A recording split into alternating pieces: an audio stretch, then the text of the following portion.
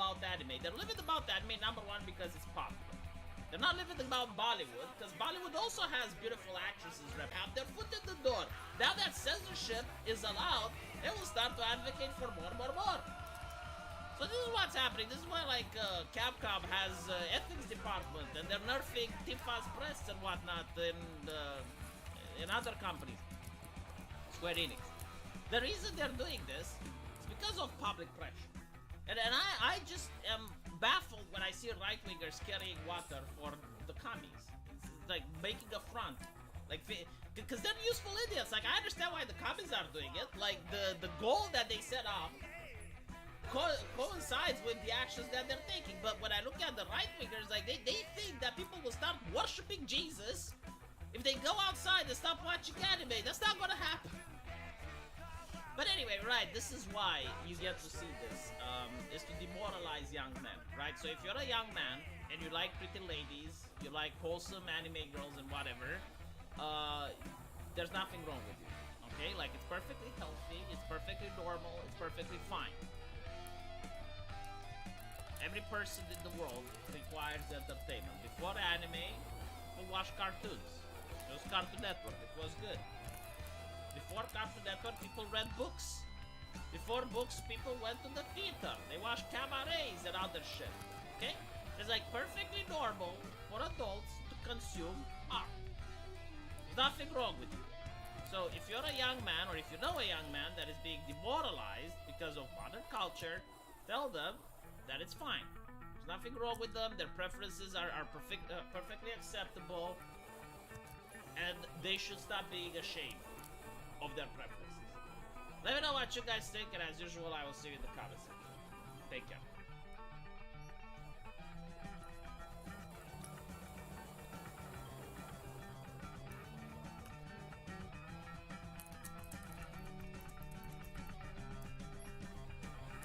Are you being bad faith by calling Steven bad faith or dishonest? I don't think so. I think that how people have these conversations matter. Look, if you want to keep your life private, that's good. But you can't go around pretending you've like done right by the people in your life when... Do I want to burn the bridge with Brittany? I don't normally burn the bridges. I feel like I've been like pretty nice to Brittany. I've simped hard, defended her in my community. I try to give her the benefit of the doubt. She thinks I'm pro. Some crazy stuff is going on It's screen not right crazy. now. It's just. Do you know who you know Sneeko, right? It's horrible. No drama, but Brittany talks about you in regards to relationship advice starting here until at least 8 minutes later. Don't get upset. Oh no. Uh-oh. I'm open to criticizing all of my friends for their choices, but then look, Abbott tried to come to Steven and say your hedonistic lifestyle isn't working, and Destiny got not only like offended and defensive, but literally was not open to the conversation. Did not. Bro, I'll talk about anything all the time ever. Are we serious? I feel like I have more conversations about my fucking lifestyle than literally any other fucking person on the internet. I have so many conversations about my lifestyle. It happens so often. It's almost exhausting at this point. Like, oh my God. Was not open to Abba, and Abba backed off smartly. Because again, we don't want to believe that we're not doing the most healthy version of our life. Who cares? I do not give a fuck if Steven and Melina end up in the worst relationship they're in. Even now, we know all the drama. But of course, as their friends, as individuals, I'd like them to be healthier and happier. But it's not my fucking job to tell Steven and Melina to stop doing what they're doing. Because, you know what I'm saying? It's not my job. So unless they come to me and say it, unless they open up the conversation to hear it, how could I do this, right? Let them be messy. Let them sleep around and not negotiate and do all the things that kind of make it hard, right? But that's fine. But that's no different than what Sneeko's doing on his journey. He's not open-minded to the right people. I feel like he's open-minded to me, and I'm good enough. I'm good with that. It's... Oh man, hold on. Okay.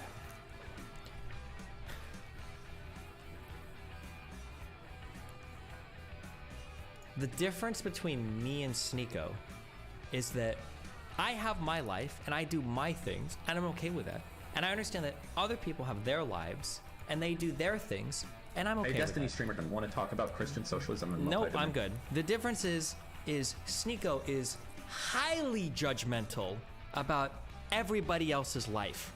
That's the difference. Is that really that hard to understand? Or do people not see that? Or do people just not care about that? I can't tell. I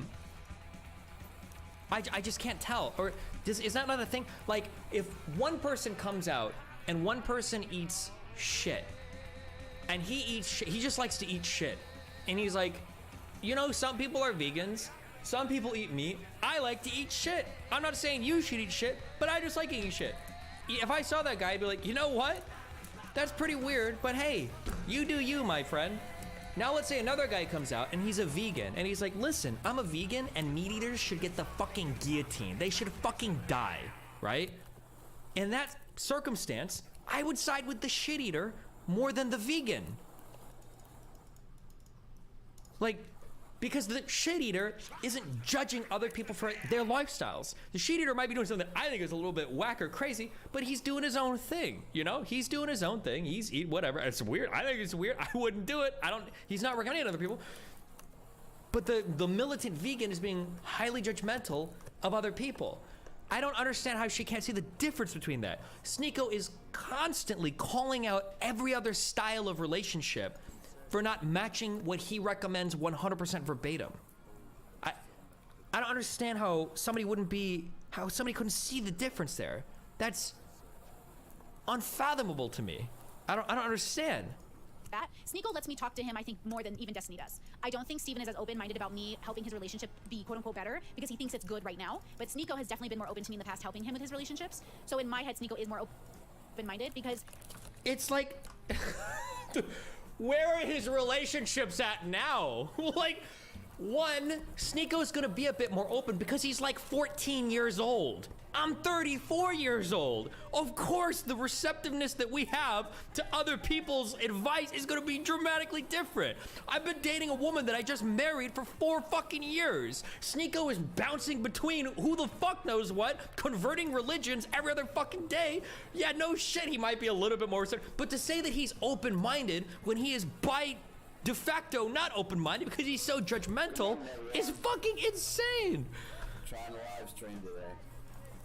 he's willing to admit he cheated. He's willing to admit he did things that were wrong. He hurt people. He knows that. And he admitted that over and over again. And all you... It's got to be like the perfect... This has to be like the perfect trigger video. It's got to be the perfect trigger video. guys did was make fun of him for it. Cool. Just need you to bear with me through the context and get to the end of the video so you can see just how scummy this narcissistic little child is. So buckle up. All the context and the build up to the end of the video is very important. It's very hilarious, and I couldn't be more excited to clear my name finally. I want to say this. He did these long-winded videos about the situation over an hour of him talking about it in 2 different streams that I'm aware of. You have to be coming from you've got to be coming from an insane world where Sneeko comes off as more open-minded than almost anybody. Like, he's literally the Matrix NPC programmed person right now.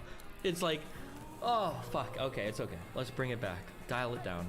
Dial it back. Bring it back in. So I feel it's necessary I address it in a long-winded, articulate fashion. I fear...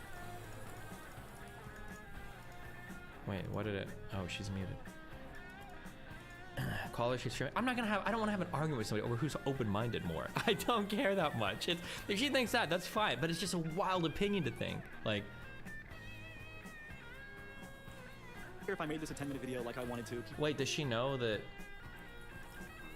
People would complain too much about me picking and choosing clips and not providing adequate context, so I will do my best to make things long with proper context. And in the description will be the links to all the streams I'm referencing, and I implore you to go watch them for yourself and draw your own conclusions. Also, I waited 6 weeks since the threat allegations to make this video. Oh my god, did I just rant forever and I was muted? Oh my god, stop it. Fuck.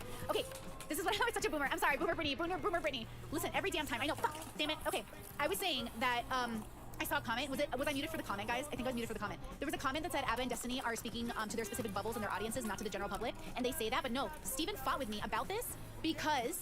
Thank you, Trevi, for the super chat. Yes, I'm repeating it. So Steven and Abba did tell me, when I came on to discuss OnlyFans and sex work, they did tell me that I am speaking for specific bubbles and they need to speak for general public, and they were being anti-sex work for the general populace. Steven argued with me over this rape thingy because I was like... How am I anti-sex work? What? Where does this take even come from? What conversation did I have where I said this? Wait, what?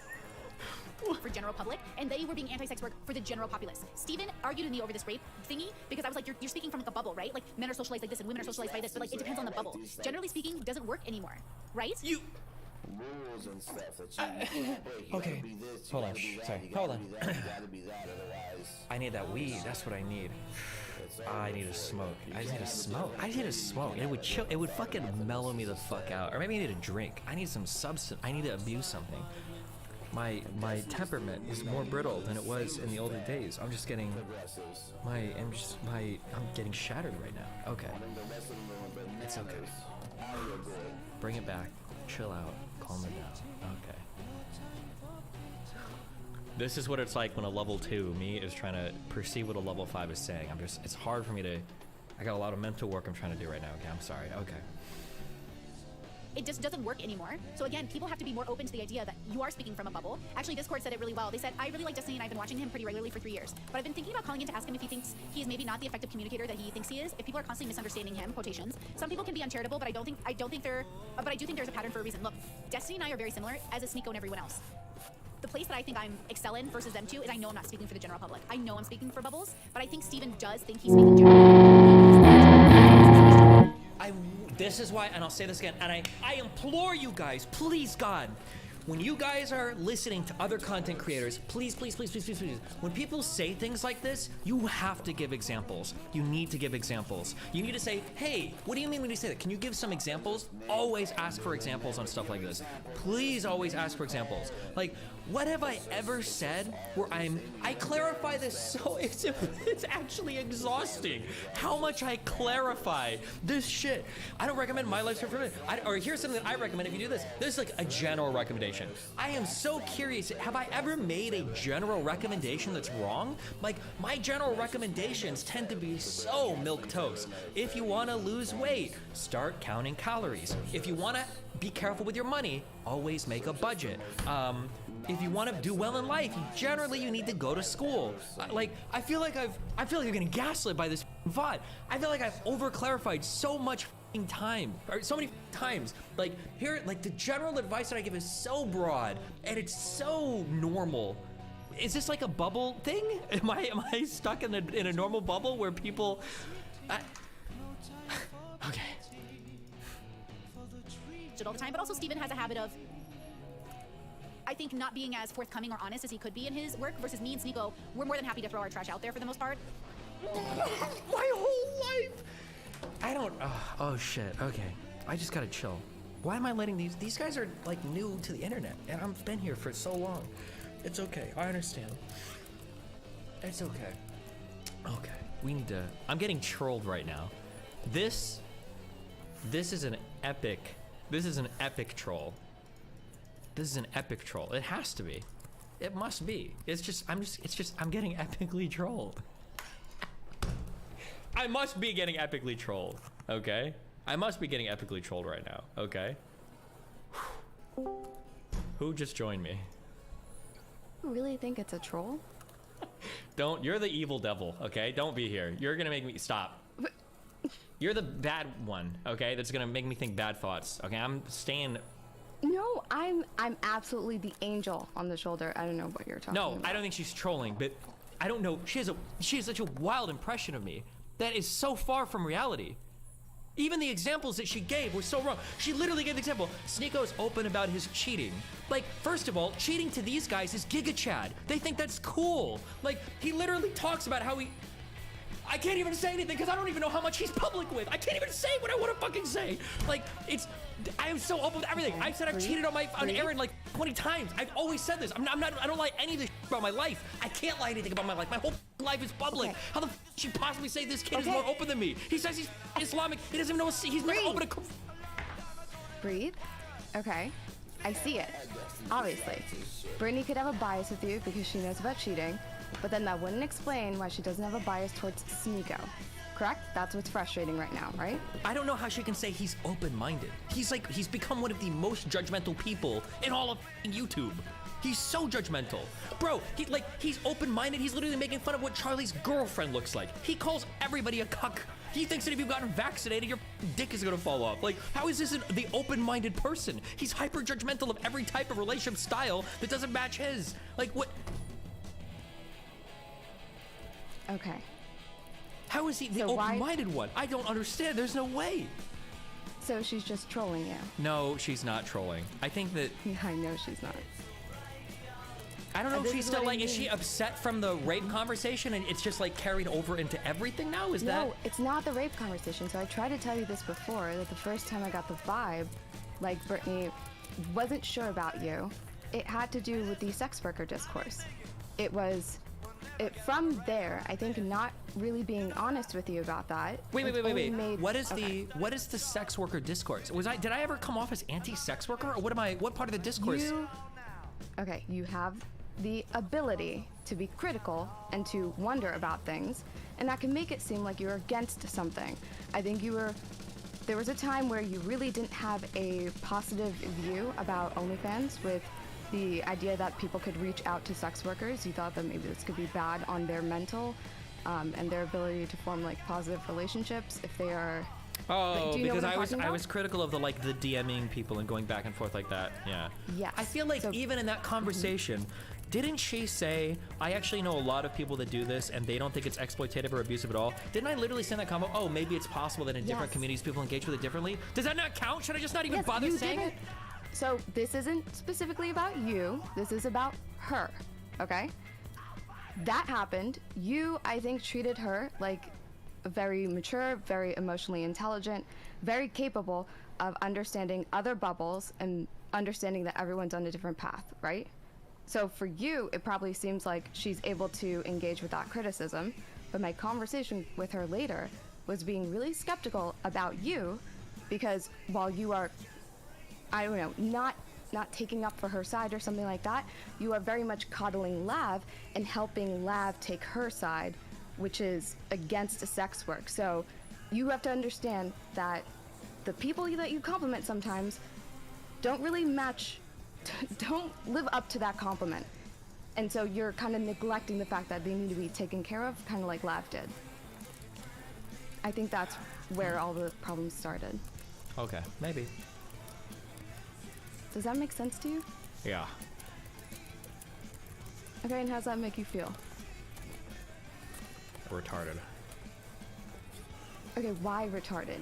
Like, do you understand the difference So I between- need to be like, so if I ever have a disagreement with anybody ever, do I need to like engage in like BDSM aftercare for every single conversation? Like, should I be like, hey, I know that we disagreed today on stream about an issue. Can we have like an hour call later tonight and I can like engage in some soothing activities for you to make sure that you understand that I don't like fucking hate like a certain group of people that you either identify with or want to defend? Like, is that like a behavior? Is that like a normal behavior? Do people normally do No, this for interactions it's- when they disagree with each other?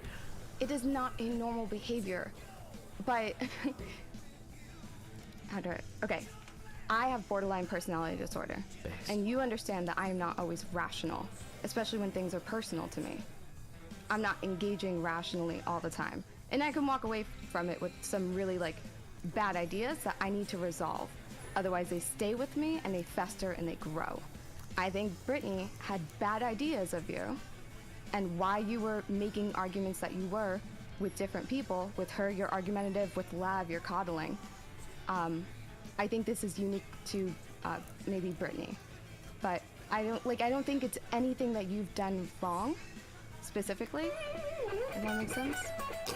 Well, no, it can't be the case that like.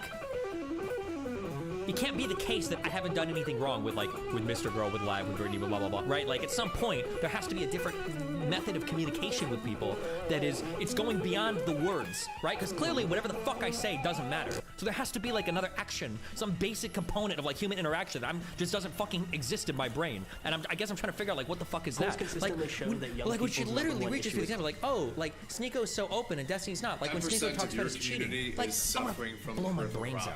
Okay. Can you help them?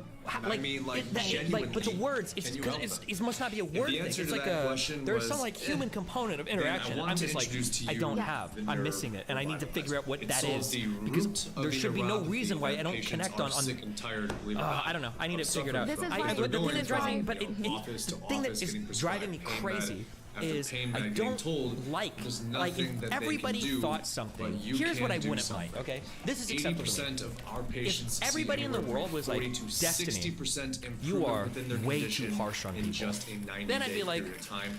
okay, that's fair. Everybody's getting that perception. Fine. You know what? Sure. Maybe I need to like tone down things. But the problem is I have so much diametrically opposed opinions about the same person I interact with. This has actually happened multiple times. It happened with Bad Bunny, where Bad Bunny thought that I never stuck up for her, I never helped her, I never did anything to represent her side at all, and my whole community thought I was simping for her. It's happening, I guess, a little bit with Britney, where Britney thinks that I'm like super against these points of view, I'm super not open, and my whole community is like, oh, but Destiny, you simp hard for Britney. It happened with Lav, where Lav is like, when this girl's like, oh, Destiny's abusive. My whole community's like, oh, he simps so hard for Lav. The only reason he's got Lav is because he's simping for her. Like, I don't understand how that difference in opinion can exist in so many different areas. Like, and due to the if it was everybody saying one thing, I'm like, okay, maybe I need to like be nicer or I need to be meaner. But it's when the totally opposite opinions exist and they're like proliferating so much through both sides. My ears must be clogged. Hold on. Okay. I think being charitable and having that empathy arc, and then also maybe believing that certain people that you know probably have mental illness, like just uplifting them or expecting that they're good. I don't know. I think there's a combination of things that you're doing wrong, but I don't think it has to do with like your debate style. I think it's like, it's the space, it's people who, I don't know, they're not upfront with you. This is why the last time we talked about this, I said she's saying one thing on her stream, but she comes to you with different energy. I think there's something about you that as soon as you talk to somebody, they're willing to forget that they have a problem with you until you like instigate. Like I think the last time you talked to Lav, right?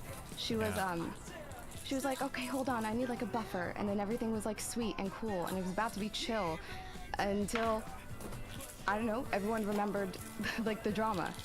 Like why do you? I think that's the effect.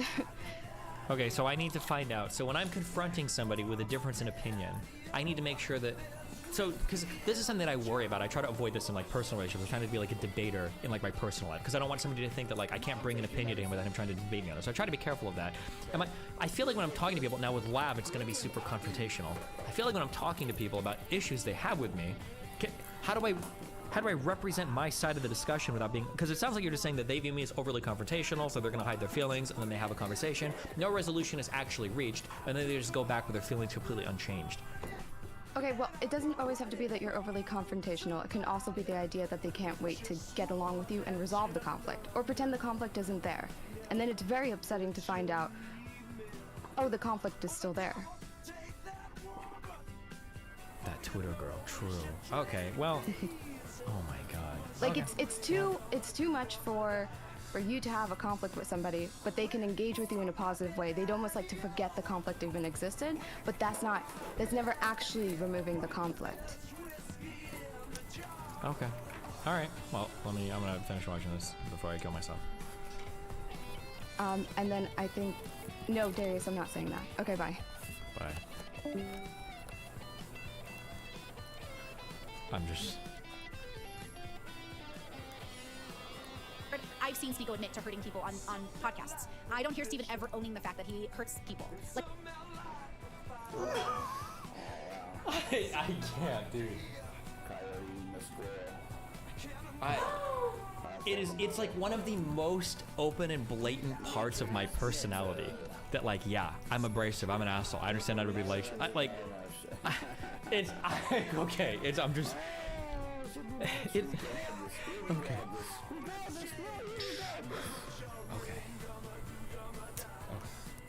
It's okay. Like, not really. And so again, that's fine. You can do that. But that's what I'm looking for in people. I'm looking for some sort of an acknowledgement that like, yeah, dude, I did that. And it's okay if you try to justify it to an extent, because I think that's our ego. But I think that's what I'm looking for. So I yes, just generally the speaking, I have FD always heard Steven say in a skip. that he's speaking generally, and I am not. I, Brittany, don't want to speak that way. For one reason and one reason only.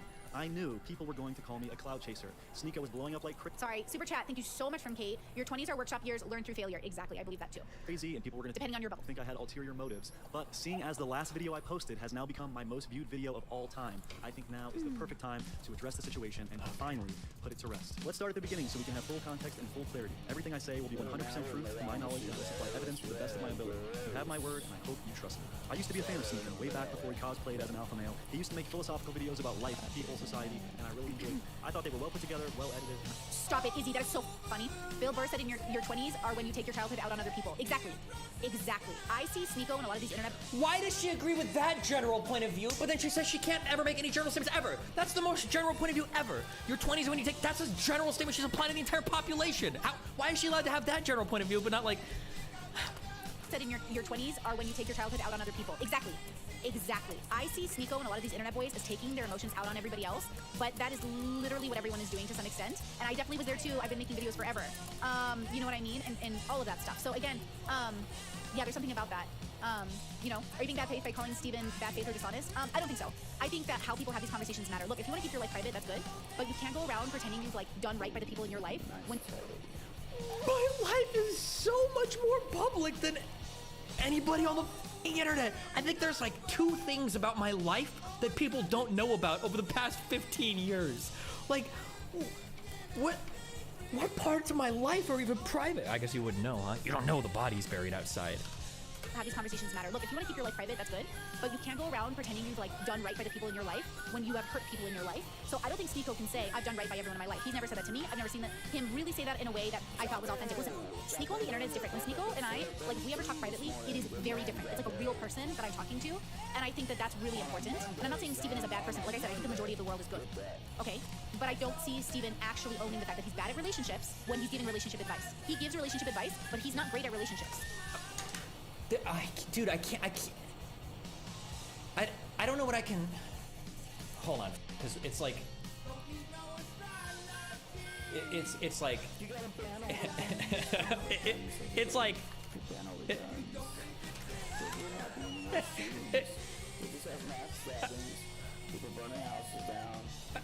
I prefer really not to speak. If I speak, I am in big trouble. In big trouble, and I don't want to be in big trouble.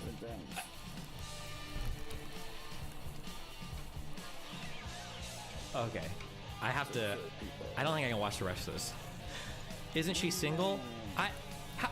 Can somebody type into chat, no, I don't want to go down this road. She can only be critical of my relationships because of who just joined. Can I speak? No, hold on. Yeah. She can only be critical of my relationships because of how open I am with every single thing in my life. I would argue that my current relationship is pretty good. Even my last relationship with Aaron was pretty good. Yeah, I cheated and that sucked, but like for the most part, it was like a 5 or 6 year relationship. Like you have bad relationships, or you have relationships where you get broken up until you find the one and get married forever, right? Like that's how life works. Like everybody is, oh God. Yes. How much of her? How much of her relationship is public? Can you tell me that? Because I can tell you it's public. How much? So, okay, Brittany is now monogamous. She used to be poly, but she's now monogamous. After meeting a guy for 3 months, they are getting married, and she is now moving to Europe for him. Yeah. Wait, did she say publicly how much time she spent with this guy? They know each other for 3 months, but they have not spent 3 months together. Okay, correct. Yeah, okay. Because he lives in a different country. Yeah, okay. Okay, I'm just gonna, okay, I won't say anything else. Go ahead. Okay. 3 months, everybody freaking out about 3 months. It's not even that much. Go ahead, sorry, go ahead, Cherry. Yes. So this is who wants to give you relationship advice. Yeah. She's talked about her body count. Her body count's also in the single digits, which giving sex advice. I don't know. There's a lot of. Wait, why are you talking to me right now? Hold on, because you're just gonna make this even worse. What is? Sorry. Yeah, sorry. I'm just here to say what you can. Okay, bye. Oh, no, okay, thank you. I appreciate it, though. I'm sorry, I'm not like attacking you. I just... Okay. Okay, I think I need to unplug from this. I have to unplug from this. I need to unplug from this. I'm gonna close this. I'm gonna make a good decision to close this. Okay. What do you, if you say retarded shit, you're permabanned. Go. I'm on the ban button right now. Ban Darius. Ban. What do you want to say? Good luck. You know what it really is, right? No. You know what you know. You know, she gets a lot of, not because you're so open about your relationship, but you know who she talks to. Wait. You know who she talks to about stuff. Wait, message me. What do you mean about that? There's people. Wait, DM me. What DM me? Who are you talking about? I don't know what you mean by that. We got a lot of mutuals. I'll message you about it. But listen, when people talk about your relationship, especially when they're very close to you, you sound very bad, and they feel like you're not being as honest as it is because they feel like your fan base should be a lot more mean to you than they are. You know what I mean? And then on top of it, Sneeko has a I feel like I'm more open about problems in my relationships and like, dude, my relationship shit gets leaked all the time. It happened through Bob 7, where it all got fucking leaked. It happened through like you and Zushia, it all got fucking leaked. I fought with Melina on stream before. It's all insanely fucking public. How can you ever say there's like a hidden part of my relationship that like everybody doesn't have a fucking opinion on? Literally every fucking person in the fucking world has an opinion on my relationship. It's not that it's hidden, it's just the way that other people talk about it make people get real fiery. And then, like, I'll be honest, I got real fiery when I was hearing stuff. And I was like, oh, okay. And I was like, oh, people should be way more critical of you. Then I actually thought about things and I was like, okay, well, maybe not so much. But other people who are just like, I'll just DM you, okay? Yeah, DM me, okay? Yeah. There should be like a rule. I want to make a new debate arena. And when we do the debate, you have to step in. I'm gonna call it the docs arena, okay? And going into the arena, you're gonna post your full docs on everything. Let's look at our full history, our private relationships, publicly everything. And then we can bring it all to the table, and then we can all judge each other. It's insane to me that like, hold on, I just have to, why am I here right now? Hold on, let's think for a moment. What do we have, okay, what do we have to gain from going down this road? Almost nothing aside from viewership, okay? Losing, do I want to burn the bridge with Brittany? I don't normally burn the bridges. I feel like I've been like pretty nice to Brittany. I've simped hard, defended her in my community. I try to give her the benefit of the doubt. She thinks I'm pro-rape. What is happening? I'm tripping on acid right now. I need substances. I'm at this stage in life. How old was Dan when he turned into alcoholic? I think I just start abusing stuff. That's what I gotta do. I gotta start abusing stuff.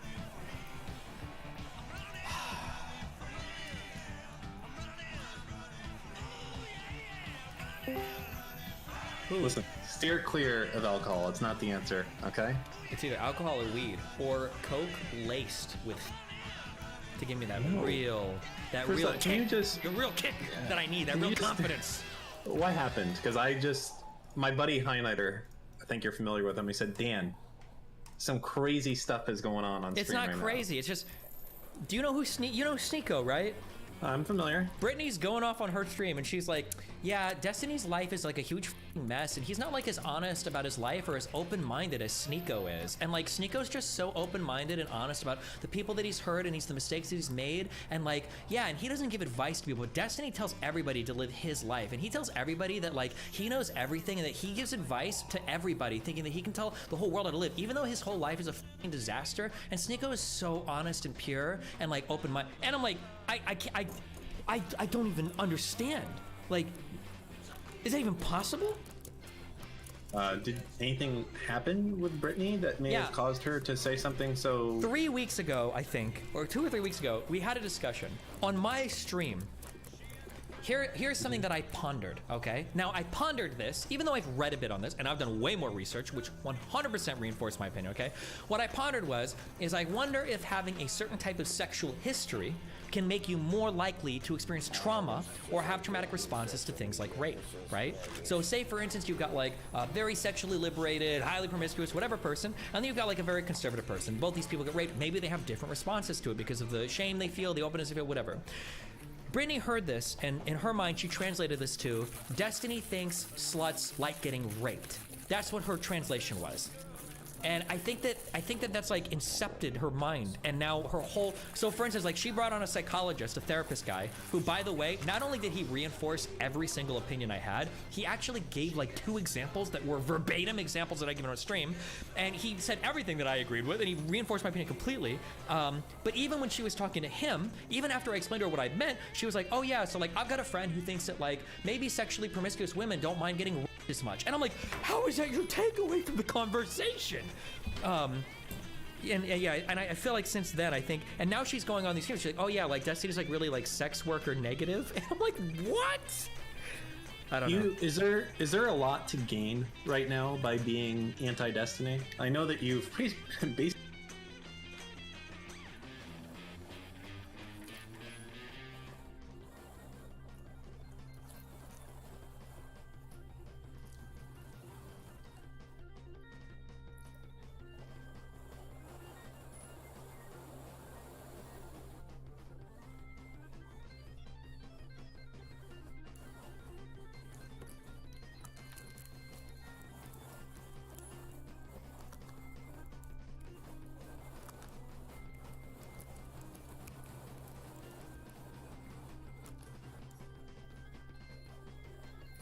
Let's see if Styx went live for Monday.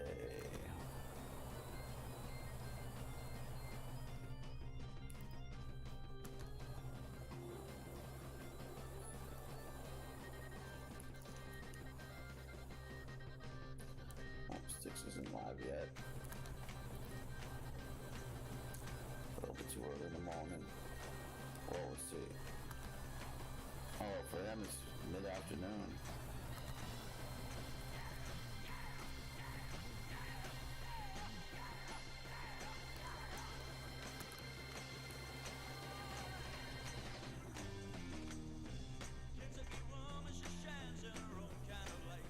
Hey everybody, it's Jim here, and today we're finally going to be comparing the Momose MJG with a Fender Jaguar.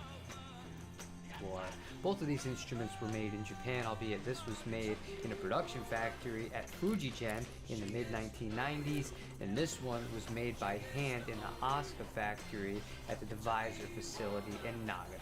However, before we get into today's comparison, I want to start off by saying thank you to everybody who has purchased something from the newly launched merch store, whether it was a t-shirt, a canvas, or a mug in some cases. Your support really does mean the world to me.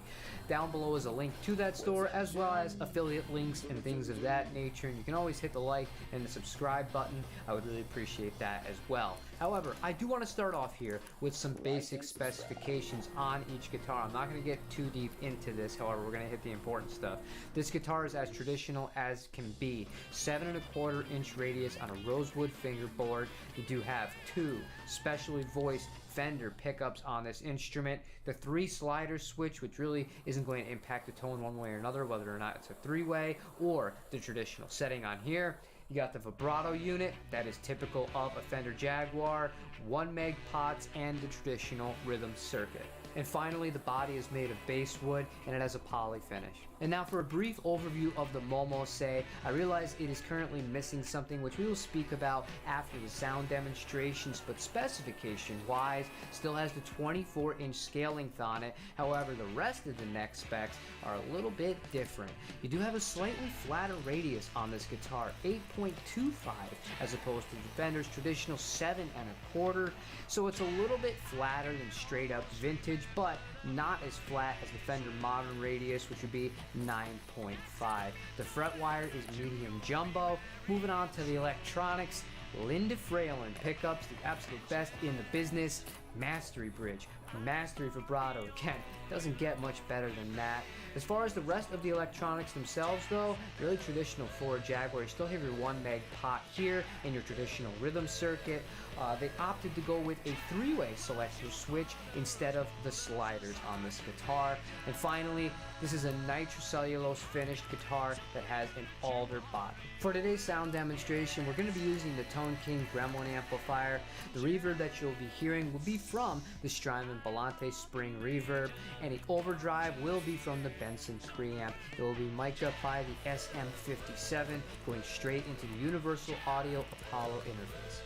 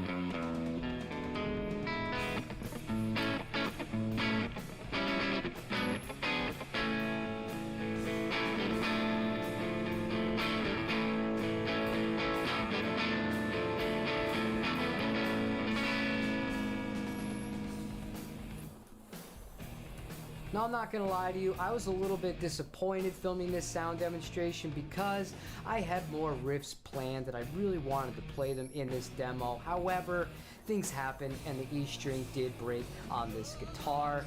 They were older strings, and we did just have this guitar tuned down to E flat for a recent comparison we did against a JV Stratocaster. I tuned it back up to standard today, and it was pretty unstable tuning wise, and it's just time for new strings. These things happen, but I feel like I was still able to make a good representation of what each guitar would sound like. Starting with this guitar, the feel of this guitar is everything.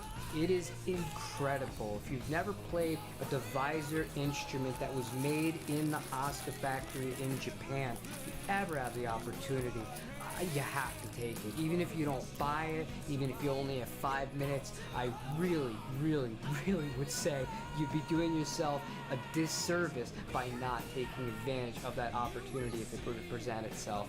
It's just flawless. This guitar plays so easy. They tweak the little things about the vintage guitar to make it a little bit more modern without going too over the edge. It's not like this has a compound 12 to 16 radius. This does still feel like a vintage guitar, just a little bit more kind of forgiving, so to speak, and it doesn't choke out nearly as easily, which results in me being able to have the action down just ever so slightly lower than I would on a vintage Fender radius of 7 1/4. And when it comes to the sound, this thing is absolutely lights out. We have the best of the best. Lindy Fralin pickups. Combine that with the fact that you have the full mastery assembly here between the bridge and the vibrato system. This is as good as you're gonna get. This really is, and this guitar isn't just hype, it is one of my favorite guitars that I have in this room. Now, despite all that overwhelming praise that I just heaped on the Momose, there's still something about these Japanese Fender Mustangs that I absolutely love. It's a little bit more of a fight to play it between the little baby frets and, you know, the neck shape is a little bit thinner. It's the narrower radius, yada yada yada. You have your vintage style bridge, which I don't really have a problem with. Once you get one of these things set up well, not something that you have to rush out and replace. It's a totally different vibe. It's a totally different playing experience on it. Obviously, the one thing that I would absolutely say without hesitation, if I'm just being completely objective, I think the Fralin pickups are definitely a step above the stock pickups that are in this guitar, but outside of that, I mean, it's just different flavors. It really is. It's different flavors. It's all about your own personal preference, and there is just something cool about playing an older, well-played but well-maintained guitar that you don't always get with a newer instrument. And now that we've reached the end of the video, I'd like to hear from you. Leave me a comment. Let me know what you thought about the demonstration, and let me know which guitar you would pick out of the two of them if you could only pick one. And also, give me a reason or two why you would make that decision. Thank you for watching this video. Your support really does mean the world to me. If you found this helpful, useful, or entertaining, feel free to like and consider subscribing to the channel. That really does help me out, and it doesn't cost you anything, especially if you made it this far into the video. Have a great day. Play your guitar, and don't forget to tell somebody that you love that you do love them. Take it easy, everybody.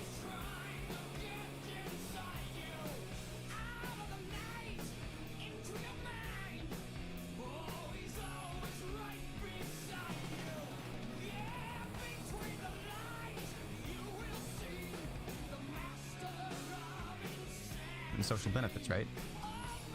That's a really weird way of looking at it, I think. But I guess sure. Like if the provides some social benefit is that it makes women feel more included in society, then sure. It makes women feel more included in society is the reason you're giving, right? Yeah, because they have the ability to participate in sports like men do. Yeah. Exactly. This would apply to trans women too, then, right? But you can't elevate trans women at the expense of cis women. Okay. Do you think currently that women are feeling less included in society to such a degree that the ways that the incredible amount of like anti-trans bigotry that we have isn't going to outweigh that? Right? If we could solve one problem or like ignore the other, which one do you think of these as like you don't think that's more important? I don't think that the only way to solve anti-trans bigotry is by threatening women's sports. Okay, how do you think that we can have trans women in sports outside of the proposal that you agree wouldn't work, right? I think Which is like trans a separate women translate. in sports are not related to trans bigotry in the United States. This is an incredibly divisive wedge issue that affects a very, very small percentage of trans people. So why do you think that it applies to why do you think it applies to women then if it doesn't apply to trans women? I'm saying that overall, the overall trans issues that exist in the United States, I don't think that trans sports is like the most important or even up in the top like 5 or 10 things.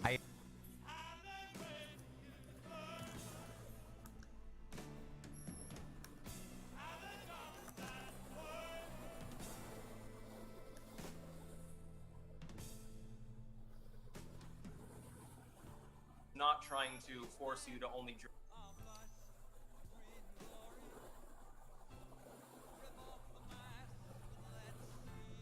2 beers per week. That is hyperbole. It fits right in with the kind of nonsense you'd expect from the Biden admin, but that's not actually what's happening here. So I'm going to be that commentator that tries to clear the air and actually tell you the truth instead of just doing it. I mean, it's almost a Biden derangement syndrome thing. Because you've got so much juicy shit there where he's saying and doing crazy things and passing, laws that are reprehensible and often ruled unconstitutional. Don't let yourself get distracted by non-stories like this one, but I'm going to talk about it from that perspective because I have to. So the clankers will be immunized against the bullshit that you're getting from certain commentators right now, including right-wing ones. Nick Ray 47, Trump's had my support since 2018 when I saw he is against the establishment. Anyone who gets the hate he does is good in my book. Hashtag Plank Nation. Yeah, some people are like, well, I don't even care about Trump so much as he just triggers all the right people. I happen to like Donald Trump's policies. I saw for 4 years those policies largely worked. The economy didn't have any problems until the China virus era, and so I would re-elect him based on that. But yes, it is absolutely also important that every sleazebag lawyer, criminal scumbag banker, and every deep state warmongering politician seems to have a stick up their ass against the man. J Monty 0071, Rip Bob Barker, the ultimate price of right contestant. By dying at the age of 99, he truly got closest to a 100 without going over. Lol, too soon? Actually, you're a day late with that. That joke's been making the rounds for a while now. 487 Sean Tower. Why is the GOP Congress not giving Trump whistleblower immunity by having him testify on subcommittee? They control the House. This is easy to do. Matt Gaetz has an already proposed. It could work. I think the answer is Kevin McCarthy more than anything else. Timothy Finch, hoping the Freedom Caucus actually follows through on its threat to shut down the government if they don't get defunding Jack Smith in the omnibus bill. They will not get defunding Jack Smith in the omnibus bill, which means that the government would shut down until McConnell and McCarthy scramble on in order to override. Whoa, kitty. Yeah, maybe in the other direction is a little bit better. But yes, a Florida lawyer says Trump can't run for president because of the 14th Amendment and files a challenge. Here's the problem. First, you've got a case where there may not be legal standing to actually file the case in the first place. In order to file a case of this kind, generally you need to have what's called legal standing. So, for example, I can't simply say that the NFA is unconstitutional and therefore I'm challenging its legality. You have to prove that you have been in some way aggrieved to get it before a court. This is judicial scrutiny. That's probably not the greatest example because it self-evidently aggrieves everyone in the country because it does violate the Second Amendment. typically what happens is that the courts won't take up the case and they'll just say you don't have standing to actually file the case in question because you're not a proper aggrieved party. They do this to states, they do this to lawyers, etc. This case, who can possibly bring legal standing in this case? Establish legal standing in this case to actually bring the case forward other than the states themselves? They can. Can some random attorney do so? I don't think so. Secondly, of course, this is in Florida. Court system, they're not quite as amenable to liberal causes as some around the country. What I suspect they're trying to do is slow roll some of these cases, again, to try to make Republican voters fearful that if they vote for Trump and he becomes nominee, that their nominee will end up, not actually eligible to run in a number of states. And the states do have sweeping election power. Here's why this particular case doesn't really make sense. In the case of the 14th Amendment, you're talking about radical Reconstruction era, and the southern states kept taking long-term secessionists and putting them in Congress. And the North said enough is enough about that, we're passing a constitutional amendment to prevent this from happening. And so these individuals were precluded from running for any office. Kind of pig in a pokery when you think about it, but they did successfully pass the amendment and it carried. After certain states were, of course, suspended from participating in the political process for a number of years. That being said, it doesn't apply. Donald Trump, number one, has currently not actually been found guilty of any crime. You can't punish a person before you've actually established guilt, unless it's red flag laws, of course, or something like that, which is regrettable that we've backslidden on the right to a fair trial to that degree, but I digress. Secondly, if Donald Trump were found guilty of literally every charge that he's currently facing, none of them have anything to do with sedition. None of them have anything to do with rebellion. Merely labeling J6 an insurrection does not make it one. Merely insinuating that Trump caused what happened that day does not mean that is it's an opinion. It's not a legally binding fact. To make it a legally binding fact, you first have to pursue it in court and find evidence therefrom of that happening. But Bragg's cases have to do with fraud. They don't have to do with J6 at all. The records cases with Jack Smith have to do with presidential records. And under the Espionage Act, but again, it has nothing to do with the legal definition of insurrection or sedition.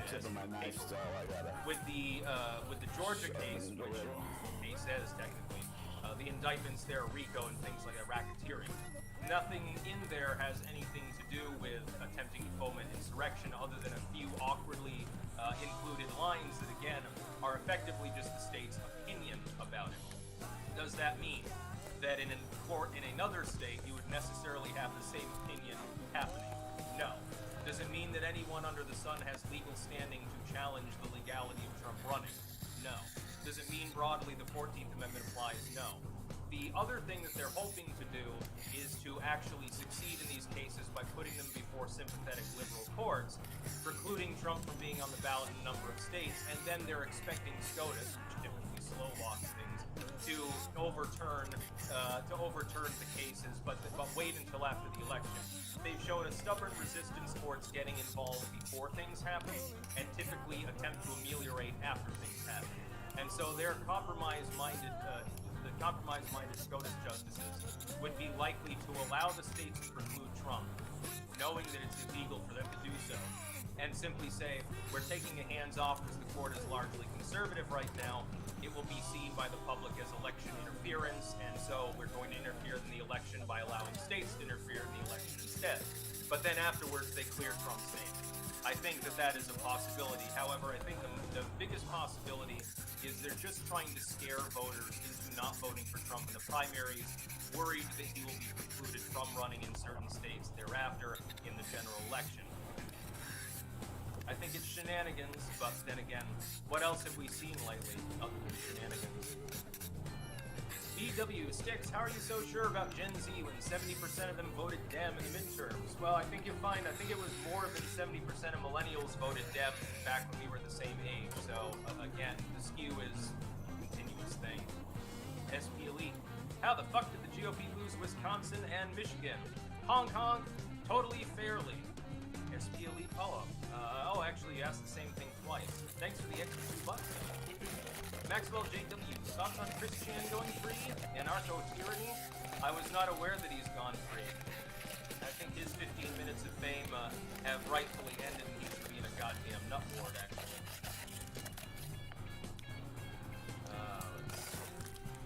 Sigil Stone 17. Trump has 3 baby mamas, scammed people, and has his mugshot released. I can't repeat the rest of that on a YouTube stream. You can probably guess where he's going with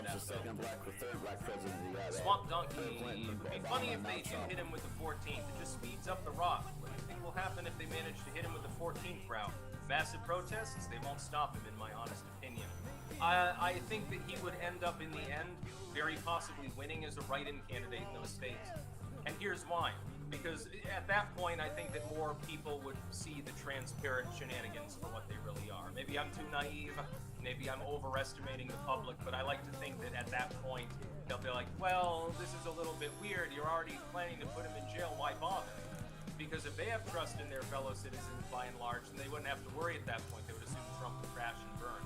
By the way, all of this is being done out of fear of Donald Trump and also people that might look at Donald Trump if he rises back up like a phoenix and say, look, I can maybe harm the system too. Maybe I can win against them. Maybe I can slash the Hydra's heads off or something like that. Contemporary Compendium. Eugene B. Debs was convicted of sedition and still allowed to run for office. Anti-Trumpers eat fecal matter. Exactly. I mean, rebellion is entirely different, and it's strictly constrained. The 14th Amendment has to do with the Civil War. It doesn't really have any real modern purpose at all. In fact, they should probably just get rid of it. What's the purpose? Doesn't have any legal bearing. Hasn't been an actual rebellion in the United States in quite some time. Next news story. This is an important one. A now fired Virgin Islands prosecutor, I wonder why they were fired, by the way, has testified that the current governor of the U.S. enclave once pressured her to grant a legal waiver to convicted sex offender Jeffrey Epstein. The Epoch Times reported Saturday that Denise George, the Virgin Islands Attorney General until late 22, said that Governor Albert Bryan Jr. once contacted her one-to-one to request that she grant Epstein a waiver from travel restrictions.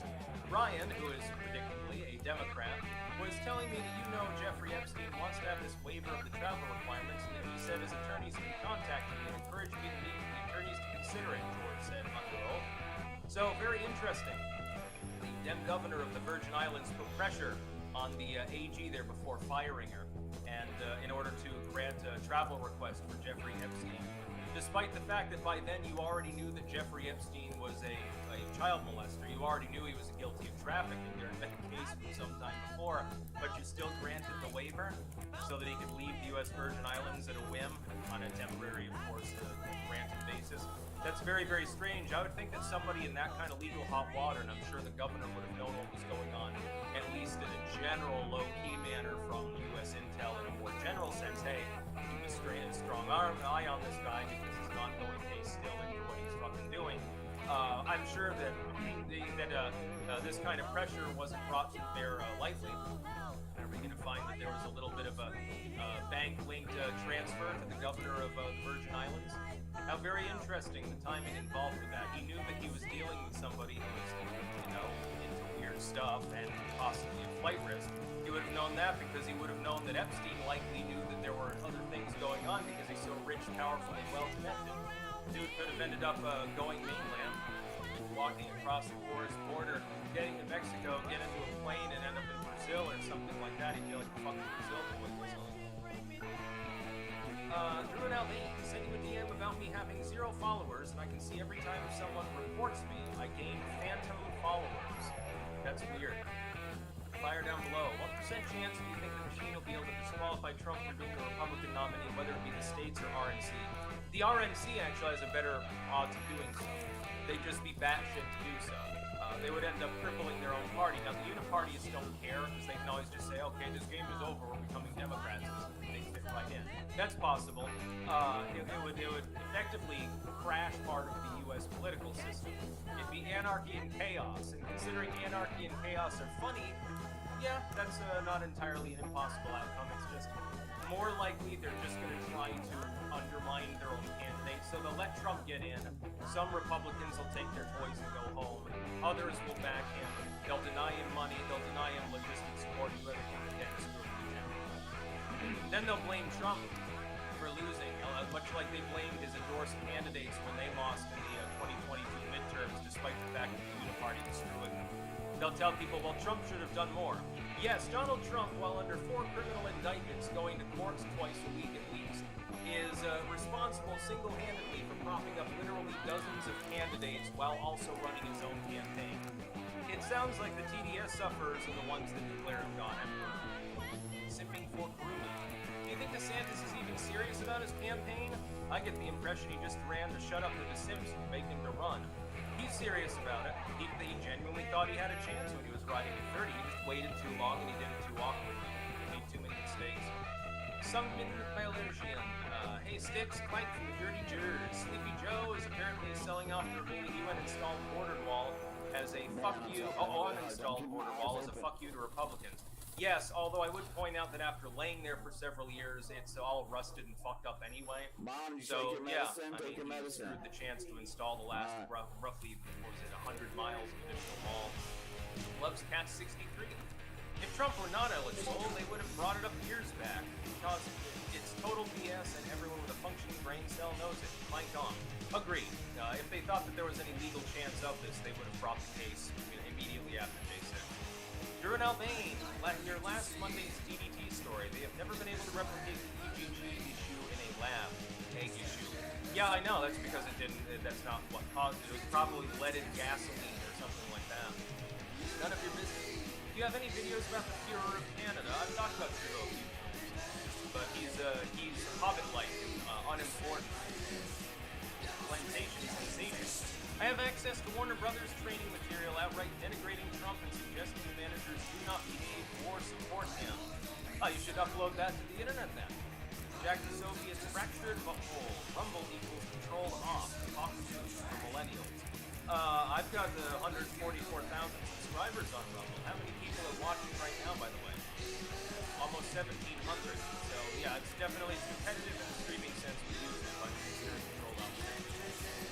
They don't have a problem with the things that I say, and I put my spicy exclusives on there. Same with BitChute. They don't have a problem. Odyssey, Minds.com doesn't care. Even if I were banned tomorrow from YouTube, it's like, okay, well, a chunk of my core audience will follow me on other platforms, but it barely affects me, ironically. Scarfy the Strange. Trump should get Carrie Lake or someone with a similar axe to grind as VP in case he gets impeached. Yeah, he's got a whole field of different people he can choose for a VP slot. There are plenty of qualified applicants. Let's see. Sigil Stone. Damn, Epstein deflowered the Virgin Islands. Lol. Crinkles. Hey, when's the new redone plant book coming out? Thanks. I've only started it. The forward and introduction are done, and I'm beginning to plan sections now, but I'm also editing, writing, I do child care, chores, cooking, and all the other things that I have to do in life, so, yeah, it'll take a while. Wasted Bonehead, good morning from the grave. Kemzer Zombie. By the way, there is a link pinned at the top of chat if you're watching on YouTube or cross-platform. It's in the description of my books blog link, Carl Warwick Books blog at blogspot.com. Go and check some literature out by yours truly. Plenty of edited works, plenty of authored works as well. Political satire, dark humor, crazy shit that makes no sense, lame attempts at satire, and a whole plethora of hundreds of edited works of occultism, herbal medicine, history, anthropology, cryptozoology. Basically, take your pick. If it's something under the general banner of the paranormal or the superstitious or the spiritual, I've got at least one entry for you. Anyway, now that I've pitched my own books. Biden's alcohol czar says U.S. may follow Canada and limit beers to 2 a week. What a joke. The American alcohol consumption recommendations are up for review in 2025. Now, if you just read, this is a lie by structure. Yes, Fox does this too. The few remaining people who don't understand that yet. If you just read the title there, what would you think? Oh my God, Biden's going to make sure that people are rationed 2 beers every week. Well, that ain't enough for the Super Bowl party. That's not what's actually happening here. I hear that sort of hyperbolic take from a lot of commentators right now in the last 24 hours. They saw this story, they didn't read it, apparently. They flipped their shit, said, "Oh my God, Biden's coming for my Heineken," or whatever beer or wine or whatever you drink. Take your pick: margaritas, gin and tonic. It's all except Bud Light. You shouldn't drink that unless it's a hurricane knocked out the power for a week, and it's the best thing you can find other than purified water. Actually, here's the thing: the alcohol czar doesn't design policies that can prevent you from buying or consuming beer. This is a recommendation, and it has to do basically with human health. Canada has been doing this for a while. The going ethos is no more than 2 servings of alcohol per day for a male or 1 for a female. Yes, males and females are biologically different. By the way, the beer test would be a good way of telling what gender a person is. Just saying that liver doesn't respond to estrogen or testosterone the same way some parts of the body do. Here's the thing. The alcohol czar can come out tomorrow and encourage Americans not to drink anything. Well, there is no safe drinking, so leave the booze alone. Let's all be teetotalers. We'll have temperance and shit. You're allowed to have 1 serving on Christmas of mulled wine or something like that. Here's why Biden would never push any proposal that would have legal fangs involved with this. Money. Big-time moolah from the liquor industry and all of its cross-advertising friends for the Democratic Party, especially. They're not going to do jack shit. Why do you think they do very little about tobacco as well? The educational campaigns that were already working were effectively abandoned in favor of things that self-eminently do not work, specifically because American tobacco is a juggernaut. They said, well, sales have fallen too far, probably. Gen Z doesn't think smoking is cool. They just want to vape all day, and the vapes are all made in China. Quick, we better tackle that fucking issue. They did this like when they tackled, Kratom. Why do you think that was? Because it's lucrative to hand out oxys to people. They're not going to come for your booze. If anything, the fact that a lot of people booze up and they get fat and lazy and shit is good for the government because it makes them more reliant on a broken healthcare system and things like that. And it makes more broken homes so they can take more kids away from home, and then they can put them into foster care where they get molested, or they can make them disappear from a care center where they get enslaved and molested, or something like that, which is exactly what the elites want. They want more kids, so that's why they do that. Why do you think they don't fix the educational system? They don't want you to succeed. They want you to be reliant. If they teach you anything other than memorizing for a test, you might become an entrepreneur and break free of their shackles. You might end up self-employed. Why do you think they penalize the self-employed 15% above and beyond on their taxes? Because they want to disincentivize anyone from doing these things. Booze isn't good for you. You really shouldn't drink if you're not already a drinker. If you're drinking a couple of drinks per day, okay, you're probably not going to get liver cancer. But most people, long term, if they segue into drinking more than that for a while, because of stress or whatever, celebrations, they can fall into a pattern. They can fall into a habit. Alcohol is highly, highly addictive. It's also highly habituated. And so, this even if they take this up, what is it? It's a suggestion to people. It's healthier if you don't drink that much. No shit, Sherlock. By the way, the American people don't already know that.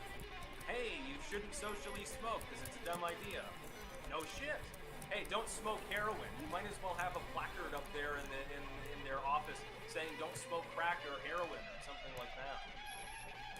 Fallen Hero 4567 sent $1. No chat. Jared Owen, my dad, ex-OK-CPD, wrote a book 20 years ago on safety. Interesting perspective, and the art is fun. I don't know if it ever sold much at all, but it's still on Amazon. Plan to be safe, crime prevention handbook. Interesting. Fire down below. Can you compare China's carbon emissions to the United States? No, because their carbon emissions are so much higher that they're not a comparable number. BW, wait, what's a woman, Trudeau? SP Elite, saw Nicostine Haleberg say Israel doesn't need the US needs Israel. The fuck are wrong with these people? PS 14977518. I don't know what that refers to. Let's see. Just some numbers. Wasted Bonehead Sticks. Russ Hanneman is fucking base. True ally to the undead community. Chewing on bones.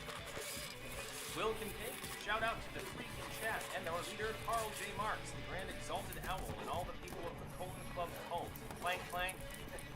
Tam Malone 53. Trump 2024, regardless if he's on the ballot or not. Agreed. Luke Cesra has become a monthly supporter over on Rumble. I thank you very much.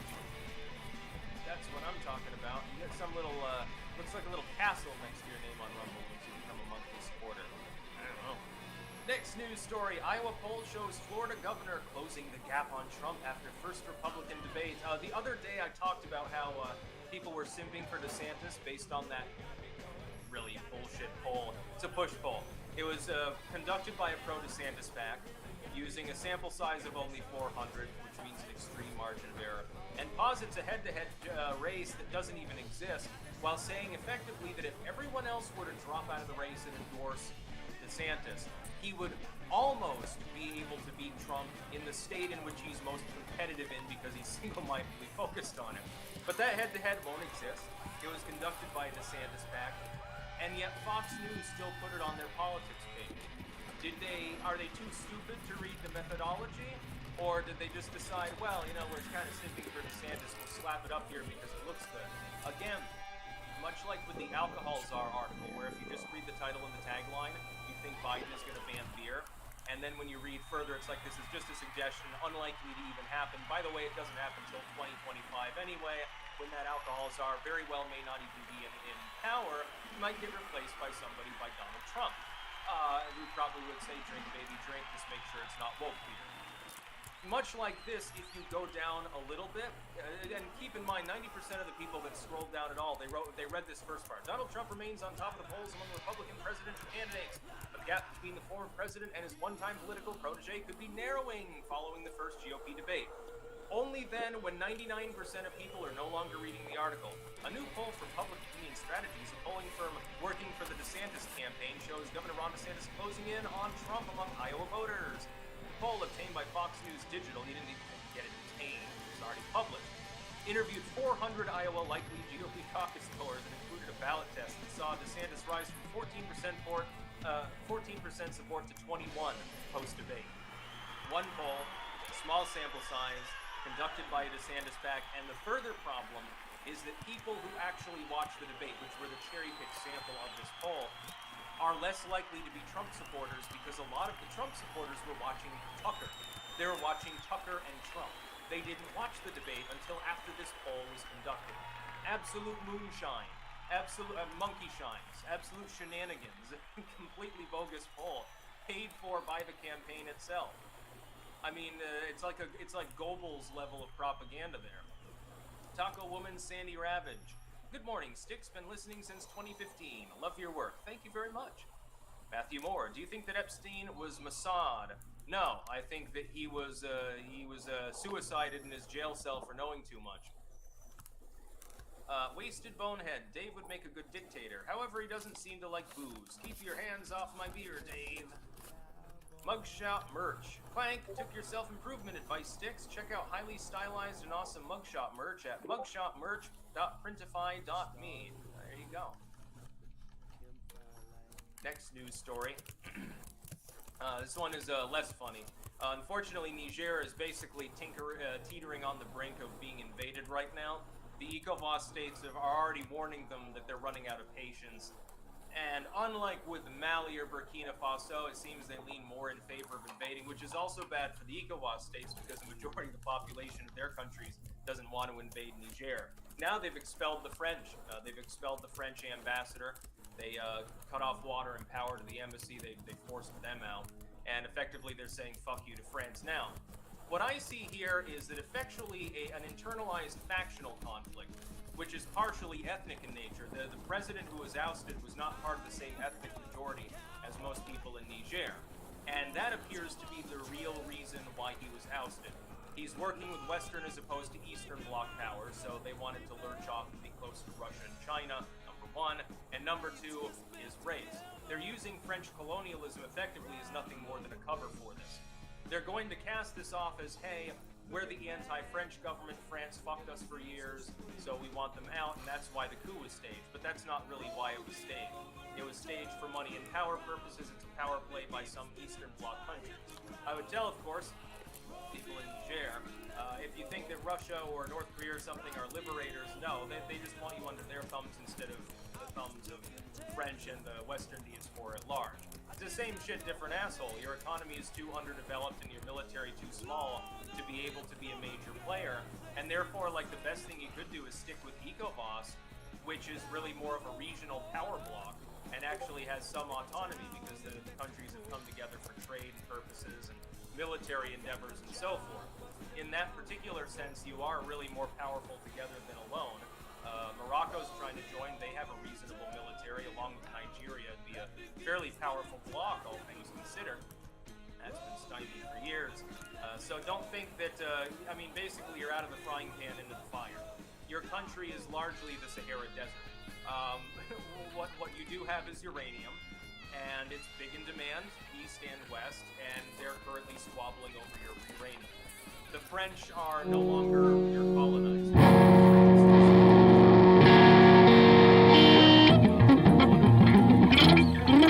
But their own personal policy can be different, but it doesn't involve most of their powerful and rich friends, for instance, the German piggy bank or something like that. The Dutch tradesmen, the Belgian bureaucrats. It just involves France. But I mean, the embassy there, it was not a military facility now, particularly, was it? And so, yeah, again, out of the frying pan and into the fire. You'll feel very glad about your newfound autonomy until you end up occupied by yet another power, which is inevitable when you're a third world nation. Alan Smithy, good morning from YouTube, not notifying me about your stream yet again. Free shipping with code hashtag go fuck yourself YouTube. I still like YouTube, but it gets worse and worse over time. Awesome Diesel, shout out Acme Diesel Powered Rockets. I haven't seen Anton yet. Did I miss him, or is he not here today? Maybe the stream was a little bit too late for me, had to go to sleep or something. Next news story. Maui's outdated bare electrical wires and leaning poles caused wildfires to spread rapidly. Now, hold up a second. I was told that the world getting hotter is what caused the Maui wildfires. Of course, they're still going to blame them. Well, there wouldn't have been a drought if it weren't for SUVs or the cow farts or something. Could it be that their Democratic Party-led infrastructure simply sucks dick because they were using old electrical poles, wooden electrical poles from like the middle of the atomic era? I mean, you can get away with that in like rural New England where, you know, it rains constantly, and a drought in Vermont is basically 3 days straight without rain. That will trigger a drought index in the state of Vermont. It's a very, very humid climate. Normally Hawaii is similar, but they had a bit of a drought. And then their electrical lines got damaged by wind, and they came down and lit a linear fire stretching for a significant distance. And it got out of control very quickly. It appears to be why a lot of people were trapped, because the fire was spreading out on both sides for a considerable distance. Well, as it's moving towards you, you have to be able to run to one side or another faster than the fire's marching towards you, or you head to the beach. A lot of people took shelter there, apparently, which would suck. Imagine there's like a fire raging behind you, and then you have to sit on the beach in the water for like several hours while the fires very slowly peter themselves out, knowing that you're going to go back generally to finding your home gone and probably your dog dead. Not necessarily the most fun of times. So it turns out that their electrical services there, and their government, of course, is blaming them singularly now, weren't maintaining the lines properly. Of course, the state government has influence over the decisions of corporations within a state. They don't appear to have really pushed the issue. It's interesting how they're single-mindedly attacking the electrical company, their Hawaiian Electrical Company, left wires naked despite a recent push by utilities in other wildfire and hurricane-prone areas to cover up their lines or bury them. Okay, they were pushed by other utility groups. Where does it say that they were pushed by the state government to keep their timelines and make sure that things were hardened a little bit more? You're on a tropical island. You have seismic activity, you have high wind activity, sometimes it's very wet and typhoon-like, sometimes it's very dry. You've got all the major natural disasters other than like avalanches present on your island, and yet you didn't harden the electrical infrastructure? Okay. But it's all the electrical company's fault. They totally, yeah, like they wouldn't have done it faster if the government said, hey, maybe we're going to remove your contract if you don't get this shit in focus. Here's a grant. Replace the goddamn lines. You know, at least insulate them. Wood doesn't do as well as the newer steel poles that tend to be used, or you bury them. Well, then the wind is no longer a problem. By the way, neither are wildfires. Bury the lines. They do this all the time. The one thing that Biden has said this whole presidency that I agreed with was early on the suggestion of weatherizing our electrical grid by burying all the power lines. Great idea. Oh, it'd take a huge amount of money and time, and I'm sure that the amount of lines that are actually being buried from the infrastructure bill is minuscule compared to the amount of lines that exist. But yeah, other than the high tension lines, you can bury them. It's not difficult. Woodstock did that 100 years ago. Rockefeller moved in and had a mansion there and said, I don't like seeing all these fucking telephone poles and electric lines. I want them underground. So he decided to finance it, and they buried them, and it's definitely good for tourism. Never saw them as a kid around me. There were none. They're all buried. Let's see. Censored. Me so horny. Loved me long time. Curious George. Ghislaine's dad was Mossad. This is well known. Epstein was Mossad, as was Ghislaine. Possible, but I don't have any direct evidence of him being Mossad. Rosa. Trump said he would end the Ukraine conflict when he gets into office. What do you think would be in his playbook to do that? Scale 1 to 10, how mad would the Uniparty be if they get cock-blocked out of World War III? They'd be big mad because he would probably be successful. In the end, it would take the form of pressuring Ukraine and saying, look, we're not going to continue to aid you unless you're in open discussions with the Russians. That means you will end up ceding land, but the rest of Ukraine will end up paying. That's probably the end of the conflict. In the end, that's probably what will happen. Swamp Donkey. Maxwell's dad was high up in Mossad. Epstein was 100% an intel asset to Mossad, CIA, and MI5 and 6. Again, entirely possible. All we know is that he catered to a lot of rich and famous people and apparently did hold blackmail to do. Wasted bonehead. I'll take some of those rockets off the diesel, but only if they come with free anvil and cement. Darby the Strange. So they hired Dennis Nedry for this? Yeah. Sigil Stone 17. What's happening in Niger is terrible, but I'd cheer on any nation that tells France to forget life for any reason. You missed a Rumble rant of mine. It contains solid advice for clangers. Yeah, I mean, I can't be too sympathetic towards the French in this particular endeavor. Sigil Stone 17, missing chat. For people that whine about Russia so much, they get a lot of czars for this and that, almost like a subtle signal on their real allegiances. The best bar test for women is to put Cialis in their drink. I don't think we should do that. I think that would probably be illegal. Let's see. Patriot Cairo, lockdown arisen, re-announced as the plan unfolds. I can't read the rest of that on YouTube live stream, but I do agree with it here in the chat. Yes, they are planning new fascism at this time. It's beginning to spread. I'm seeing people reporting that a lot more people are masking up, even though there hasn't been a mandate generally brought back, like in public. People are getting afraid, and it's like, come on. Yes, let it go. Joe Hoffman, home to all. Have a great morning, everyone.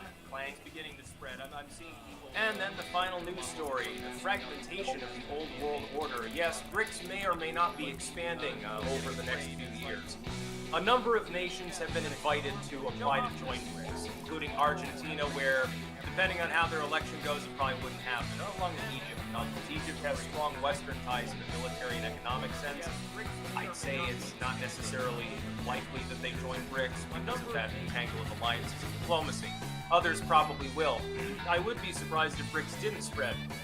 I would point out, number one, it's the West's own fault that it is seeing BRICS rise up.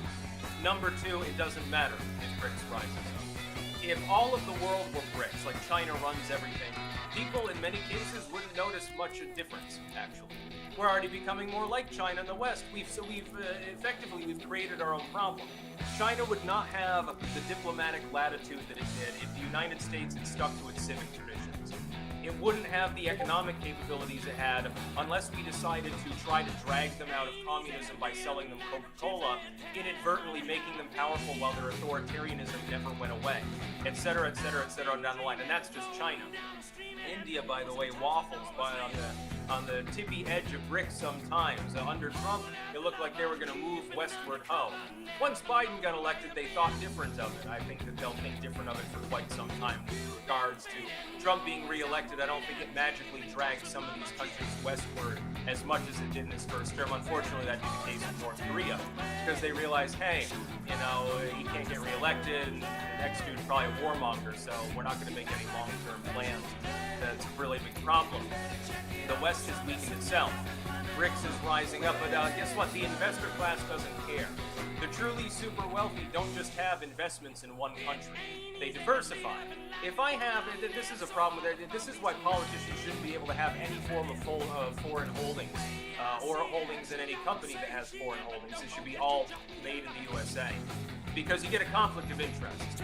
Let's say that I'm president or some high-ranking politician, and I've got $100 million in U.S. stocks and bonds and funds and everything else. $100 million. But then I've also got $100 million in businesses in China, et cetera, et cetera. Am I going to be unbiased in a vote that has to do with U.S.-China trade relations? No, of course not. That's my whole portfolio. Let's say that I'm diversified beyond. I've got investments in 17 different nations. Do I care if the United States economy suffers so long as one of those nations is enriched in the process? No, it's going to be about who's willing to bribe me the most, and that other country is more likely to try to bribe me. This is a big problem within politics. It's globalism. BRICS rising up doesn't scare George Soros. He's got a shit ton of money invested in BRICS countries. If they expand further, it just means that the country, instead of being a Western country, is paying him dividends, then it's a BRICS country paying him dividends. He doesn't give a shit. You think Klaus Schwab cares?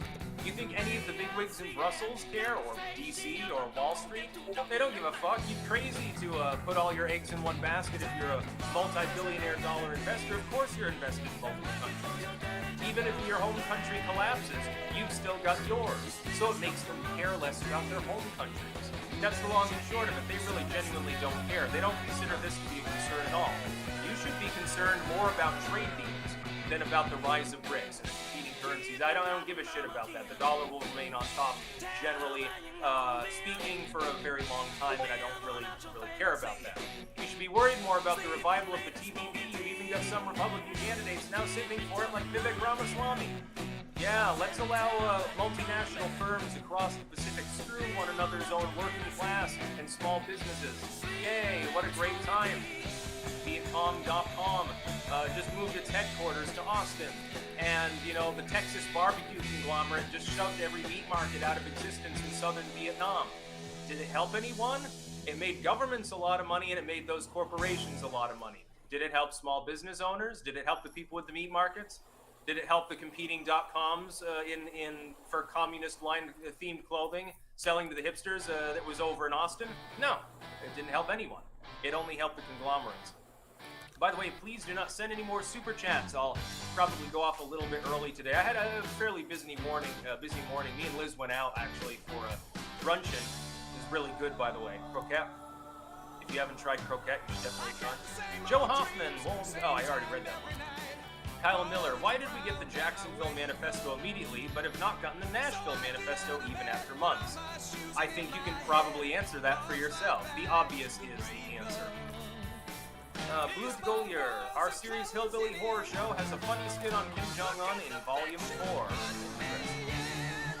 Witch Doctor, ooh ooh ah ah ting tang walla walla bing bang. Good song, by the way. BW, bah, says the chief. Think they're all gonna 2020 us? Maybe. The Patriot Cairo. Globalist establishment psychopaths laying the groundwork for mass mail-in ballots again. Vote early and often, they know they can't win, honestly. Yes, they are setting the stage for that already. They're pulling out all stops right now because they're so buck afraid of Donald Trump. 487 Sean Tower, India never wastes an opportunity to stab the West in the back. The level of hatred coming from expats in the US and UK, off the scale. I don't know, I like India. I like the Indian people. I'd say that their government has some fucking issues, although Modi's better than Ghani, I guess. Sigil Stowe, notice the nations in BRICS. China, Russia, South Africa, now Egypt and Argentina. It's a well-named block. Those economies are BRICS.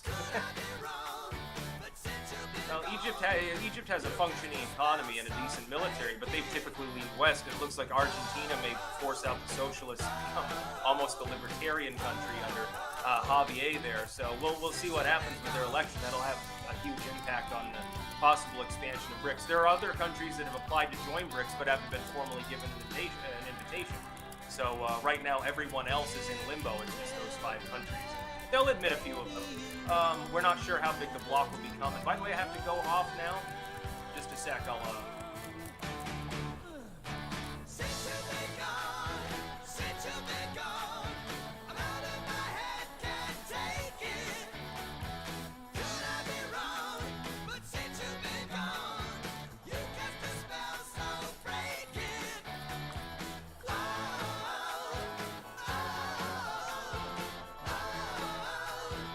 Alright, I thought that was Liz coming back, but it was just the mail.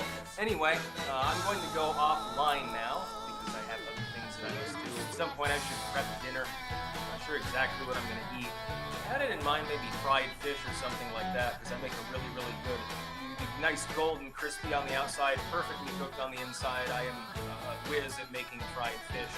With cabillaud, of course, which I think is codfish, but I'm not 100% sure. Maybe something lost in translation. I will, of course, be back tomorrow in order to stream once again. So I hope that you'll all tune in then as well, because it's a good time had by all. That's about all. Peace out. Peace out. Fighting!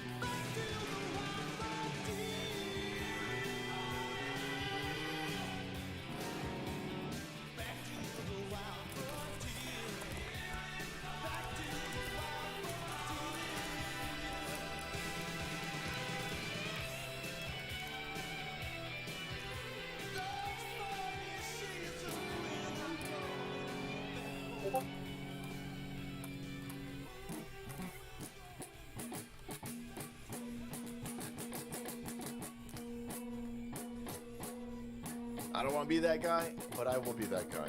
This shooting looks suspicious. Yeah, I know. So racist, racist. I can't believe that you would say that this shooting is suspicious. What, you're a fucking racist? You're running protection for a Nazi mass murder? No, I'm not. I'm saying I got questions. Lots of questions. The least weird thing about this is the notion that a racist dude, white dude, would go and shoot and kill black people. Look at the racial tension going on in this country. You got a shit ton of race baiters, especially on the left-hand side, constantly taking things and amplifying them and blasting them out to paint a picture that white supremacists want. White people. Doesn't matter if the white person is an Indian. Doesn't matter if the white person. I don't want to be that guy, but I will be that guy. This shooting looks suspicious. Yeah, I know. So racist, racist. I can't believe that you would say that this shooting is suspicious. What, you're a fucking racist? You're running protection for a Nazi mass murder? No, I'm not. I'm saying I got questions. Lots of questions. The least weird thing about this is the notion that a racist dude, white dude, would go and shoot and kill black people. Look at the racial tension going on in this country. You got a shit ton of race baiters, especially on the left-hand side, constantly taking things and amplifying them and blasting them out to paint a picture that white supremacist cops, white people. Doesn't matter if the white person is an Indian, East Indian. Doesn't matter if the white person is an illegal alien Mexican dude. Doesn't matter if the white supremacist is a black cop. It doesn't, no. White supremacists killing black people, right? So if there was a racist white dude who went out to kill black people, specifically black people, I would not be shocked. You guys are stoking a race war in this country. No, what has got me weirded out and suspicious about this, number one, you just saw a rampant amount of TikToks, Twitter videos, all types of Instagram, everything. The black community, for whatever reason, coming out in large numbers of support for Donald Trump. Large numbers. Great, I mean, videos get millions and millions and millions of views of all of the black people cheering on Donald Trump's motorcade on the way into the Fulton County Jail. Black Twitter was popping off with love for Donald Trump. And then within 48 hours, white people are killing black people. Watch out, you can't trust white people, black people. Look at these fucking white people. White supremacy is the biggest domestic terrorist threat ever known to blacks. People, see, he killed 3 black people. Meanwhile, I don't know how many black people were killed in Chicago this weekend, or Baltimore, or Detroit, or any of these. They don't ever want to talk. Nobody wants mainstream media press. People running this agenda, this narrative. They don't want to talk about any of that. That seems a little bit weird. It's almost like they're trying to get black people to hate white people some more. There's plenty of instances where black people are specifically hunting down white people in Minneapolis, and Chicago, these places, and killing them. Those are never talked. Not allowed to talk about that. For fuck's sake, you had a house party a few months ago where 25 people were shot. Black people, 25 black people were shot. 25 black people shot at one house party. The mainstream media press didn't want to fucking talk about that. That's a gigantic mass shooting. Don't want to talk about that. Don't want to talk about that. if I was a black person, I would want to hear about that because I'd be like, holy shit, I ain't going anywhere near a fucking house party. That seems insane. But no. This one. Boom, boom, boom, boom, boom, boom, boom, boom, boom, boom, boom. It's interesting. It's suspicious. The timing and everything. Black Twitter comes out, massive support for Donald Trump. 48 hours later, black people are being told that white people are hunting them down. White people in this country have 100+ million guns, trillions of rounds of ammunition. If white people were hunting anybody in this country, you would know it because it would just be rivers of blood all over the place. We're the conservative white dudes are the most armed fucking group on this planet. We got more guns than every country combined. It's insane. So it just seems like this is very much in favor of all the stupid shit Joy Reid screams about, or MSNBC, or Sharpton, or, you know, when you've got a fentanyl slinger that dies, and then you hold 13 Carnival Circus funerals and gold caskets. You do a funeral tour for a dude who was selling fentanyl to small children in his neighborhood? That's weird. So you got all of that, and then on top of it, Manifesto, of course. Manifesto. So, a few weeks ago, it's been months at this point, everybody's been waiting for the manifesto of the transgendered woman who shot up the Catholic school. Killed 6 people, 3 of them being small children. It's been months. You're never getting that manifesto. You're never, ever going to get that manifesto, which is interesting. We should have some insights. I'd like some insight. Was the transgender individual shooting up that school because that school tried to change the transgender person's sexual orientation? Was this, who knows? We don't, maybe if we had a manifesto, we could find out. This dude's got 3 manifestos, and you had them all before the bodies hit the ground. That type of shit is weird. That shit is weird. When you protect some manifestos of children, of people who are mass shooting children, targeting a religious site and killing children, when you protect that manifesto, and then when you amplify this manifesto, when you amp this mass shooting of 3 people, which I don't even know if that does that qualify for. Have you changed the definition of mass shooting again? It's a horrible. Killing 3 people is a horrible situation. 20-something black people were shot at one house party. They didn't want to talk about it at all. And it was around Juneteenth. There was multiple. There was another shooting where a couple dozen people were shot. They didn't want to talk about any of those. Those are incredibly huge mass shootings. Never once. David Hogg, none of these fucking gun grabbers or race baiters want to talk about any of that. But this one, boom, boom, boom, boom, boom. Listen, if you want to amplify the one with the 24, 25, 26, a couple dozen people being shot, and amplify this, that would make sense. If you want to amplify when a gang drives by and shoots up 8 people, killing 4 of them. In Oakland, that happens every other weekend, or Chicago. If you want to amplify those, that makes sense to me. But obviously, when it's a mass shooting, it doesn't help the narrative, doesn't help the agenda. They fucking memory hole it. And so, here you go. You got the identity of the Jacksonville, Florida mass shooter revealed. Footage captures the moment he stormed into the dollar store and carried out his racially motivated attack. If he racially motivatedly attacked somebody, that's abhorrent. Of course it is. Now, we got the manifesto that says it does. Okay, all right. Nobody's on this dude's side. This dude's a piece of shit. Nobody's on his side. Why isn't this type of vitriol for all these other situations? You got black dudes who are specific. They're doing rap songs about attacking Asians. And then Asians are being predominantly attacked in San Francisco and in New York City, Chicago. You don't ever want to talk about that. Those should be getting this when people are hunting down Asians and killing them. It doesn't get this type of coverage at all. In fact, if a black dude specifically uses racial epithets to while he's murdering an Asian person, they'll still blame white supremacy. They write articles about how it's still white supremacy. So, this is a psychological operation that's going to hurt everybody, by the way. But there you go. Another individual who has tactical gear, probably a lot of messages that the FBI happened to miss, of course, while they're targeting parents, while they're targeting Donald Trump supporters, while they're targeting people who question a cleanest election of all time, they keep letting slip through their fingers, boys. Crazed white dudes, or crazed Mexican dudes, or crazed East Indian dudes who are white supremacists, because it all makes sense in some stupid fucking libtard's brain, in tactical gear, with racial slurs written on his weapon, hunting down black people.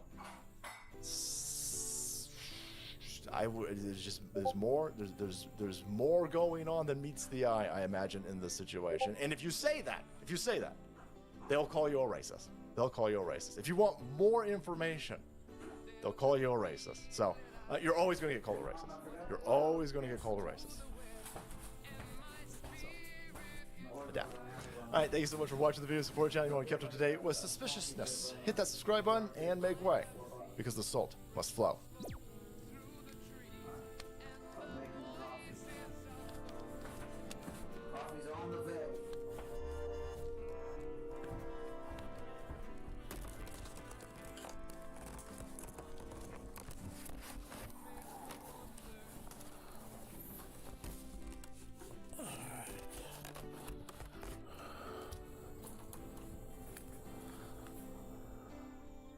North Korea is the only country in the world today where it's illegal for any citizen living there to leave without receiving prior permission from the state. Doing so is legally considered to be treason by the North Korean government. And if you attempt to do so and are caught, you may be punished with a lengthy prison sentence in a hard labor camp or even sentenced to execution. Even moving about within North Korea's territory is difficult and strictly regulated by the state, as you need official documentation and permits just to legally move from one internal province of the country to another. North Korea is almost universally regarded by just about every organization in the world to have the worst human rights record on the planet, with no contemporary parallel. All men in the country are forced into serving a minimum of 10 years in the North Korean army. Free speech is non-existent, and the only media providers are all owned by the state. As recently as 2017, Amnesty International estimated there were around 200,000 political prisoners being held in camps all across the country, who are often subjected to slave labor, torture, and summary executions. Not to even mention all of the other prisoners in the country for non-political related crimes. One can be sentenced to a life in prison in North Korea for merely being related to someone who actually committed a crime, such as an infamous case that only recently came to light by way of the US State Department of a 2-year-old child who was sentenced to life in prison back in 2009 after his parents were caught by the authorities with a Bible in their possession, a piece of foreign contraband that had been illegally smuggled into the country.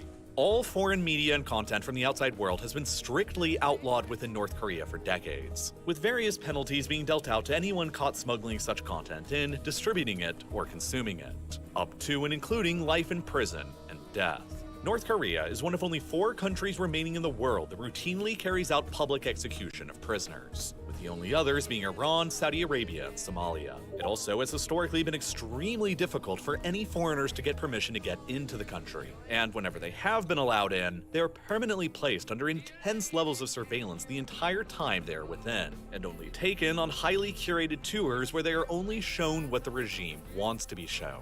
Sometimes foreigners who visit are even killed when they run astray of any number of the regime's arbitrary laws, like Otto Warmbier, an American man who was visiting North Korea as a tourist back in 2016, who was arrested after allegedly attempting to steal a propaganda poster from the wall of his hotel, a crime for which he was later sentenced to 15 years of hard labor in a prison camp. He was returned to the United States a little over a year later in a vegetative state with little explanation, and died only days later. As a result of all of this, North Korea has long been regarded as the most isolated and secretive country that exists in the contemporary world, and the most difficult country to get anything or anyone into or out from. Escaping out of the country or smuggling illicit material into the country has always been difficult for a wide variety of reasons, but it all starts with North Korea's rather unique geography.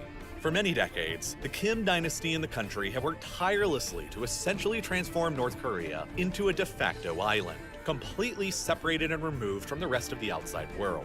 To their east and their west, this was already granted by geography in the form of the Sea of Japan and the Yellow Sea. Escaping out of the country across either of these seas is incredibly challenging, because boats are very hard to come by within the country, and the North Korean Navy maintains routine patrols all along the coasts, especially near to North Korea's southernmost territories next door to South Korea. South Korea itself, obviously, is the #1 location the North Korean defectors attempt their escapes to. Mostly because not only is South Korea a vastly wealthier and more developed country, but the South Korean government also officially considers that all of the native Koreans of the entire Korean peninsula are her own citizens, including all of North Korea's 25 million residents. Any North Korean who can make their way into South Korea is automatically considered a South Korean citizen, and that alone provides an enormous incentive to leave.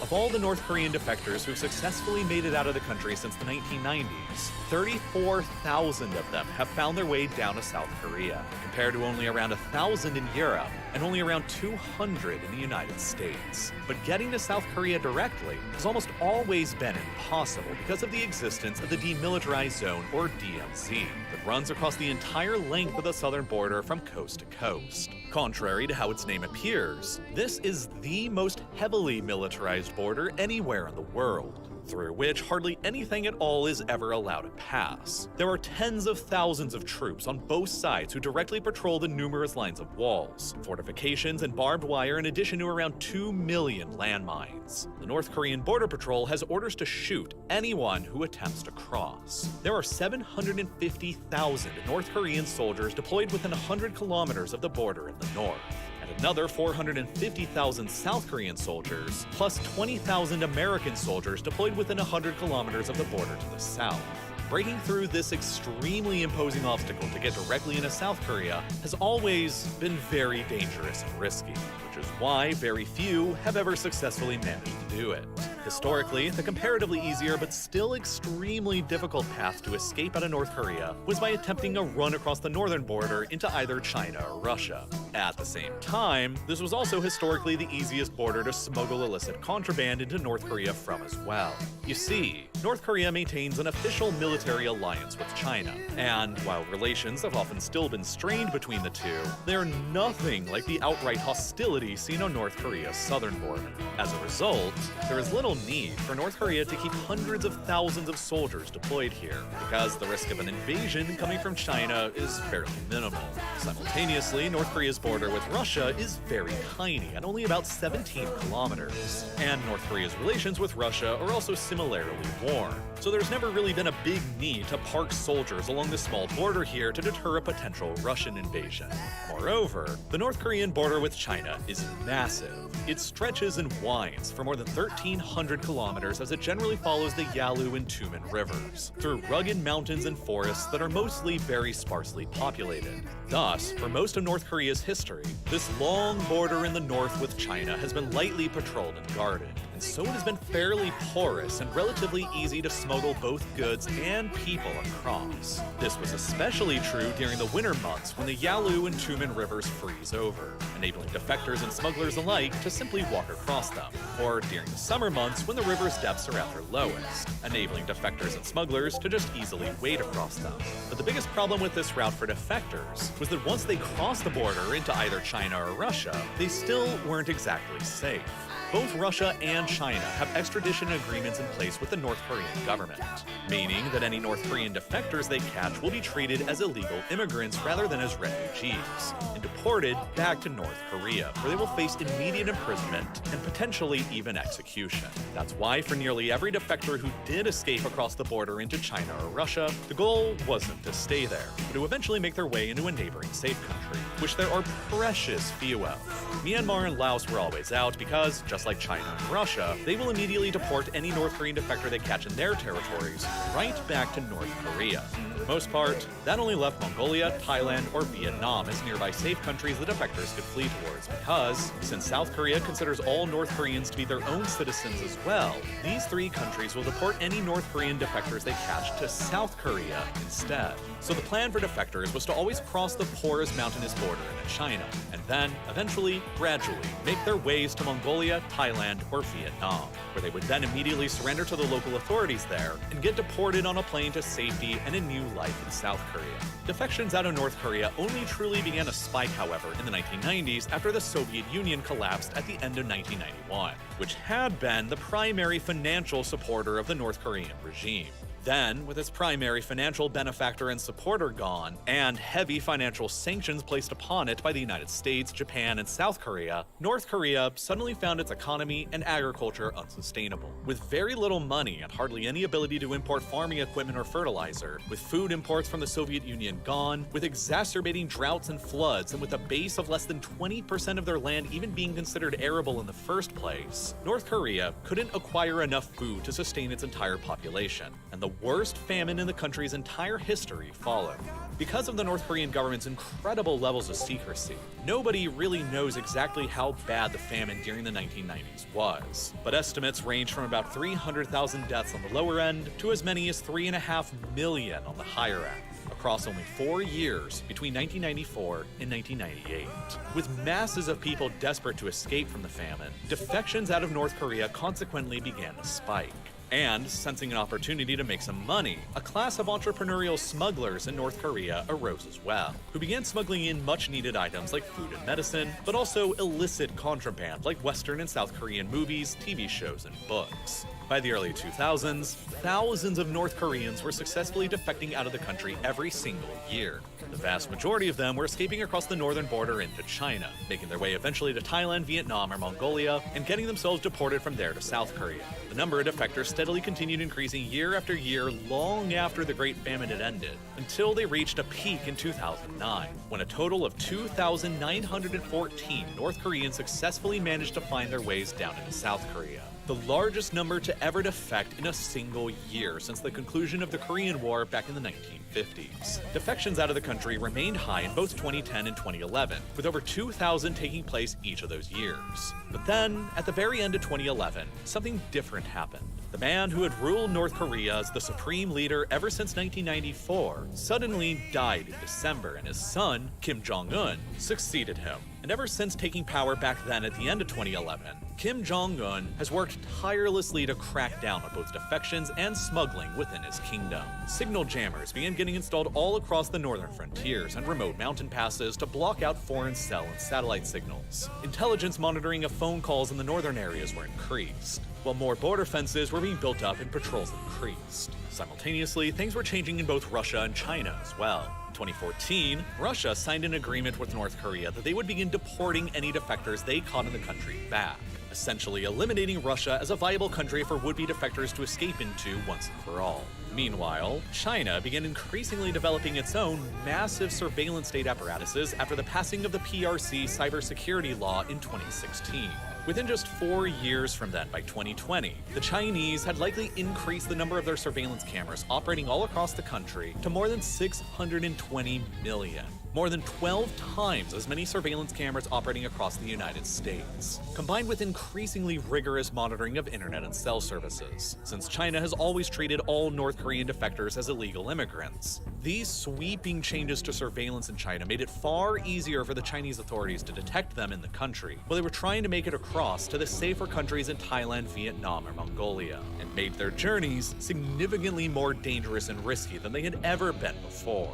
To compensate for the increased levels of risk that were developing, brokers and human traffickers within China who often helped North Korean defectors escape began charging more and more money to do so. Back in 2007, the average price that a broker in China would charge to help a North Korean defector escape to Thailand or Vietnam was around $2,000. A lot of money for the average North Korean, but still theoretically doable. But by 2012, shortly after Kim Jong-un took power, the price had doubled to around $4,000. By 2015, the price the brokers were charging had doubled again to about $8,000.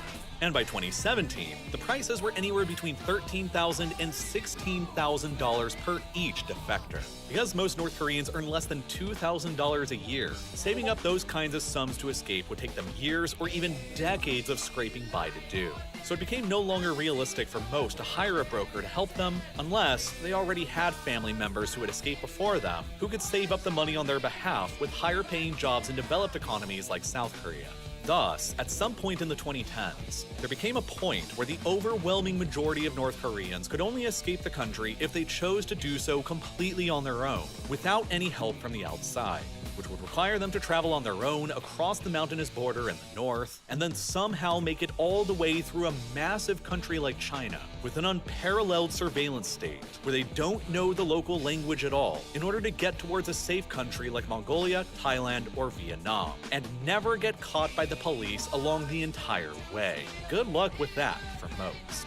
As a result, the trend of people successfully escaping out of North Korea began dwindling downwards with every passing year after Kim Jong-un took power, as it became increasingly difficult for people to do so. By 2019, only a total of 1,047 North Koreans managed to get out of the country to South Korea, less than half of the numbers that had gotten out back at the beginning of the decade in 2010 and 2011. Then, beginning in 2020, the ability to escape from North Korea became even more bleak than it had been before. In January of 2020, only 2 months after the very first reported case of COVID-19 was made in China back in November, North Korea became the very first country in the world to completely shut down and seal all of its borders, citing its desire to keep the virus out of the country at all costs. Basically, all travel into and out of the country was shut down, every international flight that North Korea had was immediately canceled, and nearly all foreign trade with the outside world was halted.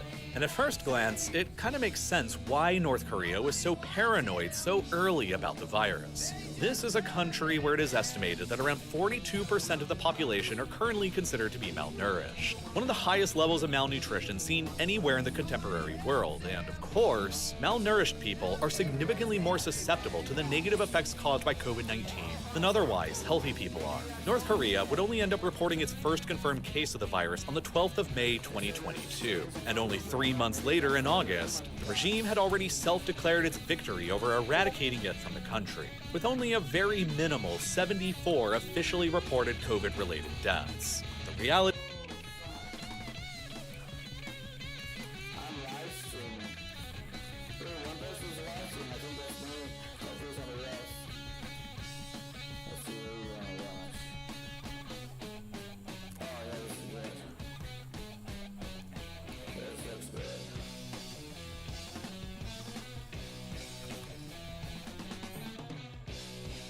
Hey guys, sorry this video took a while to make.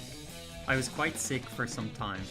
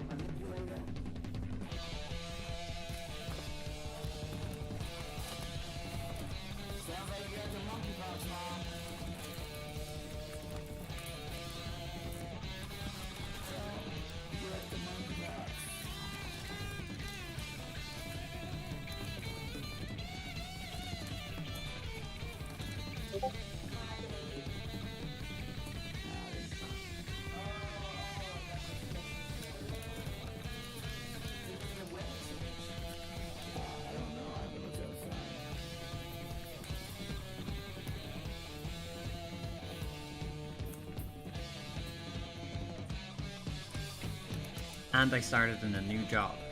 I do have to prioritize the job that feeds my family. Anyway, I thank you for your patience. I wanted to talk about these clips from the Majority Report, when they prove how ahistorical and stupid they are. Here's Ben Shapiro. He's upset about the casting choices of Netflix. Ben Shapiro was complaining about this Netflix documentary on Queen Cleopatra and the weird decision to cast her as a black woman. And it wasn't just Ben Shapiro, judging by the amount of dislikes the Netflix trailer has. And even the Majority Report's own fans seem to agree with Shapiro in this case, judging by their dislike bar and their comment section. The notion that Cleopatra was black is silly. I mean, again, you're allowed to do this in Hollywood because, of course, the only thing that matters is our weird, parochially American perception of what race matters. It's super, super strange. By the way, we actually have sculptures of Cleopatra. It's not as though there's like nothing to indicate what Cleopatra looked like. Roman sculpture of Cleopatra. An extremely reasonable take from Ben. But of course the Majority Report has to disagree with it. But on this occasion, it was too stupid, even for the Majority Report's fans, not to see through. It's the left that's being parochial. Not the guy that can't go on a map and see which continent is Egypt on. Ben. Facts over feelings, Ben Shapiro.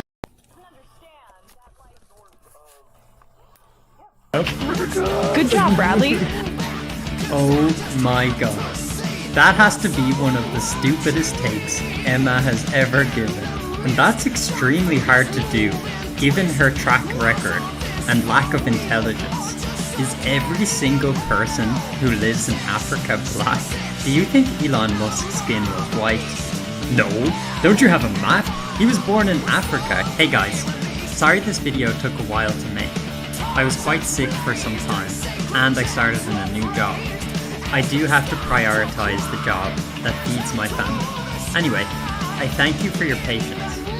I wanted to talk about these clips from the Majority Report, when they prove how ahistorical and stupid they are. Here's Ben Shapiro. He's upset about the casting choices of Netflix. Ben Shapiro was complaining about this Netflix documentary on Queen Cleopatra. Hey guys, sorry this video took a while to make. I was quite sick for some time, and I started in a new job. I do have to prioritize the job that feeds my family. Anyway, I thank you for your patience. I wanted to talk about these clips from the Majority Report, when they prove how ahistorical and stupid they are. Here's Ben Shapiro. He's upset about the casting choices of Netflix. Ben Shapiro was complaining about this Netflix documentary on Queen Cleopatra and the weird decision to cast her as a black woman. And it wasn't just Ben Shapiro, judging by the amount of dislikes the Netflix trailer has. And even the Majority Report's own fans seem to agree with Shapiro in this case, judging by their dislike bar and their comment section. The notion that Cleopatra was black is silly. I mean, again, you're allowed to do this in Hollywood because, of course, the only thing that matters is our weird, parochially American perception of what race matters. It's super, super strange. By the way, we actually have sculptures of Cleopatra. It's not as though there's like nothing to indicate what Cleopatra looked like. There's a Roman sculpture of Cleopatra. An extremely reasonable take from Ben. But of course the Majority Report has to disagree with it. But on this occasion, it was too stupid even for the Majority Report's fans not to see through. It's the left that's being parochial. Not the guy that can't go on a map and see which continent is Egypt on. Ben. Facts over feelings, Ben Shapiro doesn't understand that, it's like... the north of... Yep. Good job, Bradley. Oh my god.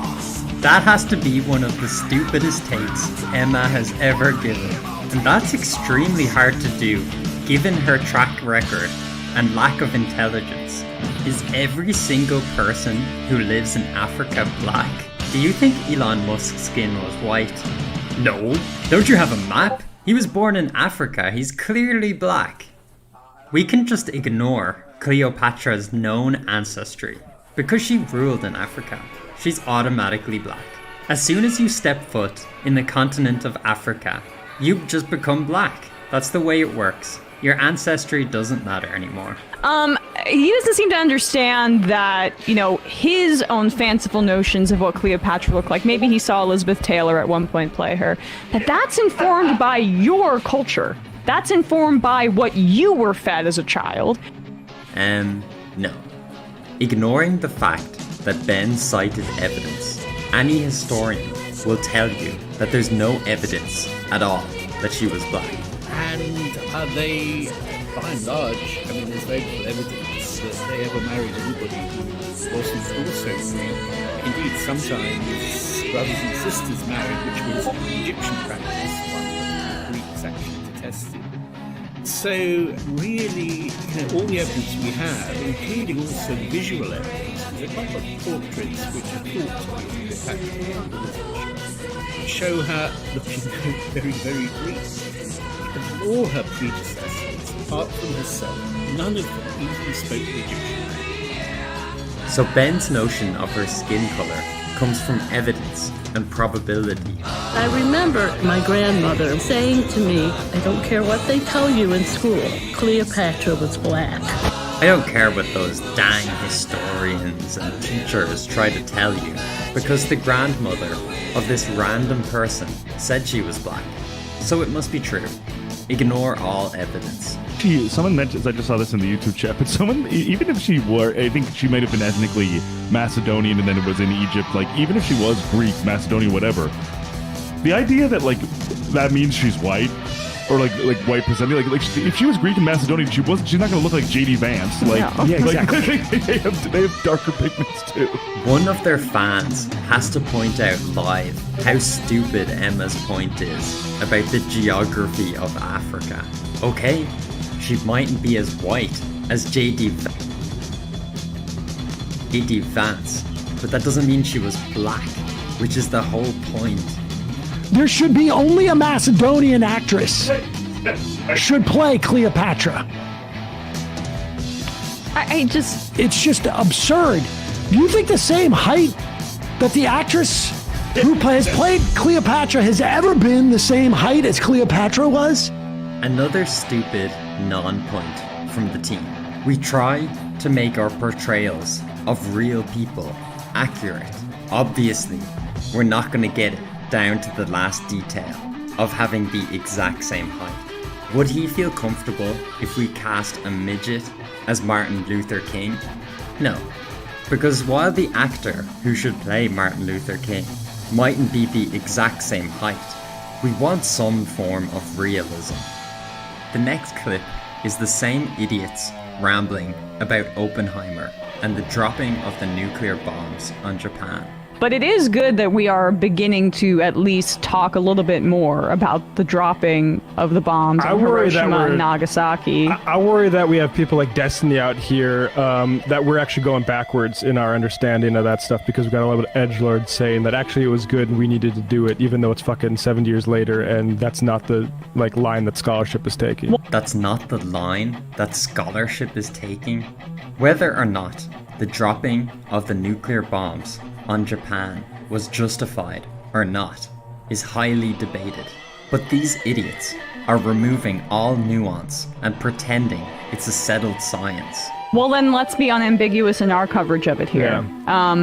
We dropped 2 bombs on Hiroshima and Nagasaki when Japan had no feasible way to win the war. Their strategy wasn't to win the war. Just for transparency, I'll be referencing heavily from Road to Surrender, a really good book on the topic that I recommend.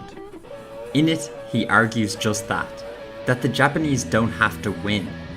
They just have to make the cost of victory so unbearable to the Americans that they won't have to make concessions. Imagine how grueling the war was. Americans were faced with 2,000 kamikaze planes during the Battle of Okinawa. There were some hardliners within their own government who wanted to continue to drag it out. Again, all nuance lost.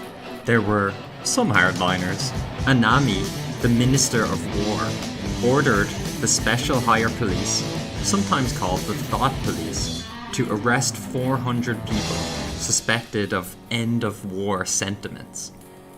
In June 1945, 2 months before the bombs were dropped, Japanese mid-level officers prepared a document, Fundamental Policy to be Followed henceforth in the conduct of war, stating Japan will fight to the bitter end. And that is why, in part, we dropped those 2 weapons that incinerated school children, wiped people out. What's the estimate now? It's a little under 200,000 people. This is pure virtue signaling. Yes, Emma, innocent people die in war, and that's sad. Nobody's making that argument. The number of people who died from the atomic bombs pales in comparison to how many had already died, and how many would have died if America had to invade Japan. They're trying to downplay the impossible decision Truman had to make. He had to take lives to save lives. They were civilians. These were people that were not involved in the war effort, and we did it in order to show American might looking ahead to our rivalry with the Soviet Union. Japan was engaged in total war. All men from 15 to 60 and women from 17 to 40 nationwide were required to join the National Volunteer Corps. And notice how they don't offer any solutions. How do you end the war with a country that doesn't want to surrender and whose cruelty matched the Nazis and often exceeded it? The image says from Roman Helmet Guy, "I have blood on my hands," and then it's an image of Truman saying, "Never let that crybaby in here again." I think that's from the movie. That's a quote. As usual, out of all the idiots on the Majority Report, Emma just wants to be the stupidest one and has to say the stupidest thing. You know he actually said that, right? It's not just a quote from the movie. I know this is hard for the people who want Cleopatra to be portrayed as black to understand.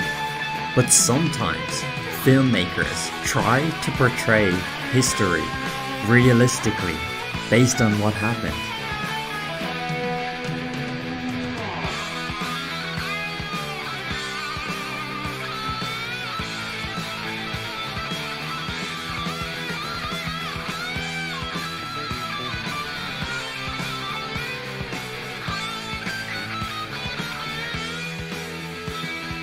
Do you know who like Lauren Southern is? Yeah. Okay, there's always something I run into when I meet certain conservative women is it feels like sometimes, and I would include you in this bubble, do you ever worry that you come off as like, what would you be in your world, like very masculine? Because I feel like you've got a lot of confidence, you're very intelligent, you're very well spoken, it seems like you're willing to jump into these things, right? But aren't those like all like, wouldn't you guys say those are masculine traits? Like aren't you being masculine? But why? Don't you think it's like if like all women could learn to do these things, like be assertive, like have strong opinions, like I feel like it's such a shallow or low like sad engagement with the subject of like femininity and masculinity, where like red pill people often give a ton of good advice for the worst reasons, and I run into that so many times. So like when you say things like, okay, wait, so I have to kill you. Okay, hold on, I'm so sorry. Introduce yourself for everybody. Oh yeah, my name's Allie Drummond. I have a YouTube channel at Real from the Beacon. I guess at this point,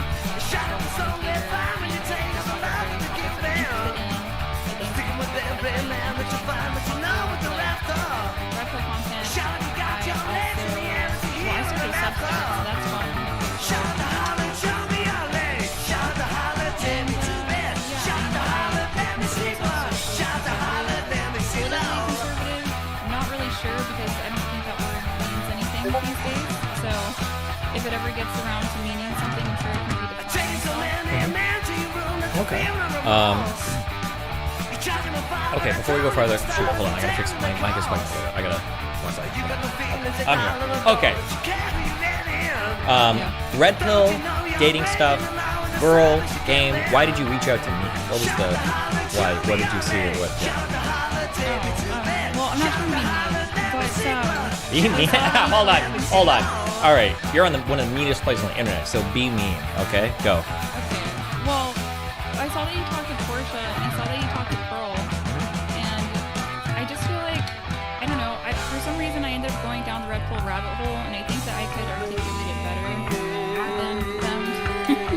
Oh, you're not even being mean to. You're not even being mean to me. You're being mean to other people. Lame. Okay, go ahead. Articulate it. Well, no, I don't think I have any bone to pick with you. I think you're actually pretty Well, but I'm like super anti-red pill, so. We'll see. Yeah, well, no, I think you might be more masculine than I suspected because I was listening to you on your stream earlier, and I was blushing. I was like, oh my god, like he talks how a man would talk. So it was very counter to what I thought, what I was expecting. Because everyone's like, well, he hates masculinity. I'm like, oh, well, he talks like a man. So there you go. But yeah, no, I'm just trying to. I don't think I want to necessarily advocate for it. It's just there's good stuff in there if you decide to use it for something that's going to benefit you in your life. If you choose to use it for like hedonism, or if you choose to use it for, I'm talking about like red pill theory and content like that. If you choose to use it to blame women for your problems, then obviously that's not going to be helpful for you. Yeah, I would agree. Well, where do you wanna start? Well, I guess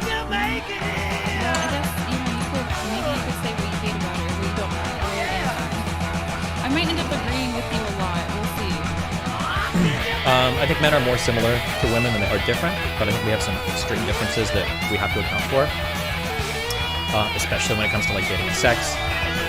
I don't prescribe to the whole, or subscribe to the whole, like evolutionary psychology tells us that women are hunting for resources and men are doing this and blah blah blah blah blah, and it's evil that women are working because it breaks the social order. I don't subscribe to that. I think that male and female social roles are pretty malleable, that like broadly we follow like some rough trends in terms of where men end up and where women end up, but that we have a lot of flexibility in those roles. I don't think that women that work are evil. I don't think men that stay at home are like breaking anything. I don't know which are there. Usually when people come to me, it's because we've had like a strong disagreement on something. So, but most of the things that I fight with have to do with like the hedonist red pill shit. And it sounds like if you're against that, that's going to be like the lion's share of what I talk about. Yeah, well, I mean, hedonism isn't good for anybody. I know you're on the very progressive side of things. It's fine. Well, like what? Yeah, what things? Yeah, might as well. Because otherwise we can sit here nodding at each other like idiots all the time. So. I mean, just drug use. I'm like, oh, that's not good for anybody. But I think it's. Wait, drugs are. How do you not like drugs? Drugs are awesome. Do you drink coffee? Oh, okay. Well, yeah, you're right. Yeah. Well, I mean, like, I'm not gonna be here to like, oh, well, coffee is just like doing LSD, right? That would be stupid. But I'm saying like there are some substances that we take and they affect the way that we look at the world, we process things. It can affect our mood, and sometimes like visiting those places can be fun. I think alcohol is the same way, right? Or are you like super anti-alcohol too? No, I just think that some people can't handle alcohol. I know I'm one of those people who drink alcohol so I think I have that weird genetic predisposition. There's some chance out there that will drink themselves to slumber, and I think that I have to be one of those people. So I just choose to abstain. I'm also pregnant, so obviously I should not be pregnant, but alcohol is good all the time. I think I'm just not used to people using drugs ethically or Sure. with informed consent, I suppose. I think Dr. Carl Hart, who I would agree with him, I think that it's probably better for everyone if we decriminalize all drugs so that people can regulate it today, so that way we have less bad batches, that communities that overdose, and we also have more education on drugs, a downer with another downer, you can put yourself in the wrong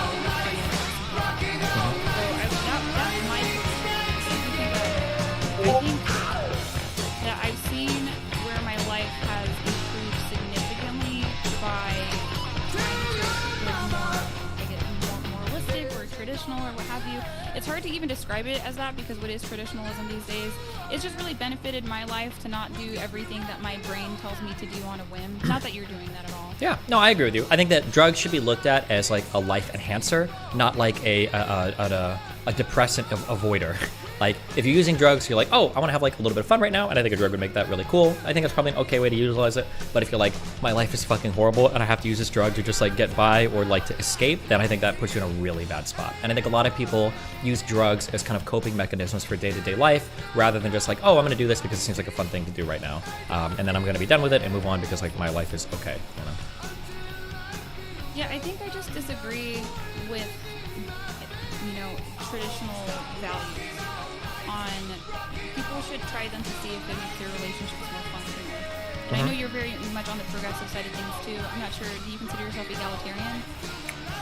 I mean, like, doesn't everybody? I feel like it's kind of a worthless word. I mean, I would say yes, of course I do, but I mean, I feel like that's like saying, like, do you see yourself as being, like, rational or logical? It's like, well, yeah, of course. I'm quite egalitarian. I'm quite rational. But, I mean, it depends on what you mean by that, I guess, yeah.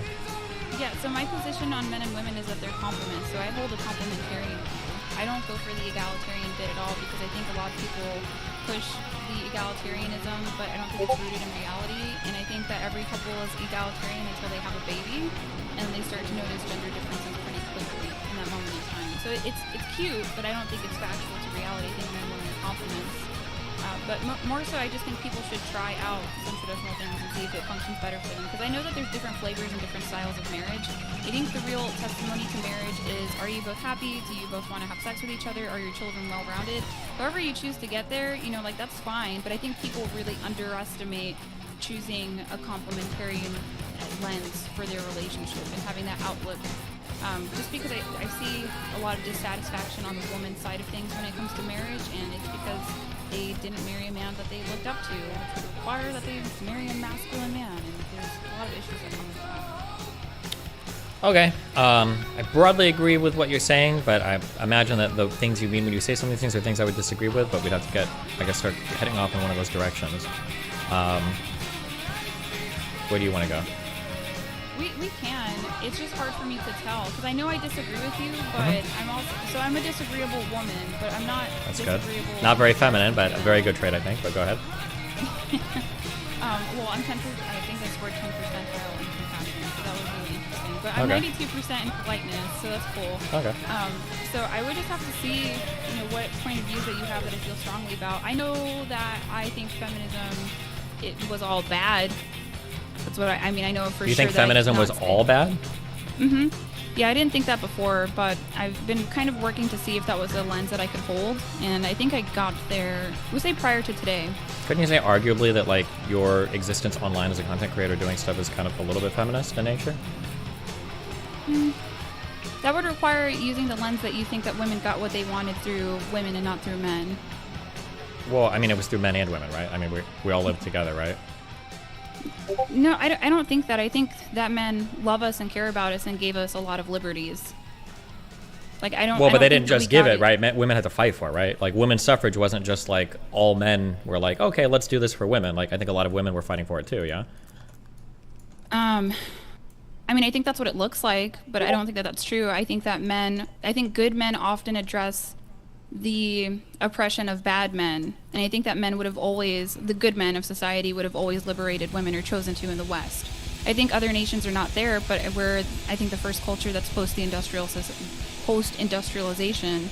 So I just hold the lens that men genuinely, the other half of the population, they genuinely care for us and they do things to liberate us all the time. So that's why I would say feminism, I could say, is all bad, because I view it to be more of a female supremacy movement. And I'm Puerto Rican, just FYI. I know I'm on the light-skinned side of things. It's winter out here. But I don't think Susan B. Anthony did anything for colored women. I know people say that, but I don't agree with that at all. Like, I think she was just concerned about the white woman's right to vote. So it's like really foolish when I go to undergrad and these social science professors want me to champion this white woman, and it's like, why? I don't think I was ever in consideration in her mind. Okay, well, okay. If women hadn't had fought for the right to vote, for the women's suffrage movement, do you think men, well, let's start with here. Do you think men would have given it on the same timetable, or would it have been later, or would it have not happened at all? I think it would have taken longer, but men had to wait thousands of years to get the right to vote in the first place. Like, we had monarchies prior to, the democracy that we have today. Well, men didn't have to wait to get the right to vote. It was poor men that had to wait, right? Yeah, which would have been most men. Yeah, but it wasn't barred based on sex, it was barred based on class, right? Like, in those cases, like, the aristocratic women didn't get to vote, right? Even though they were higher class women. So I think that the distinction there was drawn on class, not on them being men, right? Okay. I feel like in any system where women, where there's an oppressor and oppressee, if the oppressee is fighting for things, then the oppressor is necessarily always going to be the one to grant that thing. But I feel like with that philosophical paradigm you set up, that no person can ever fight for anything from an oppressor because it always, at the end of the day, has to be granted by the oppressee, unless they literally kill all of them, right? Can you repeat your last two sentences? Because Yeah. I'm trying to follow. Because oppressor, oppressee, I'm like trying to keep up. I'm like, this is double negative. What? Sorry. Let's say that you have like a group of people that is owning another group of people, right? Okay. It feels like with the logic you've given me, the only way, no matter what happens, if the group of people that's being owned is no longer being owned, then it's just because of the owner group of people decided to change their mind. Because they're the only ones with the power to do so. I wouldn't say that it's a drive to like change their mind. I think it's just gradual that the goodness of men would have yielded that to begin with, just in due time. I think we want to very much, rush progress and reach it overnight, but that is kind of foolish, really. I mean, we get it, and sometimes it's slow, but I think it would have always happened. Like, I think that men... This is my thing, right?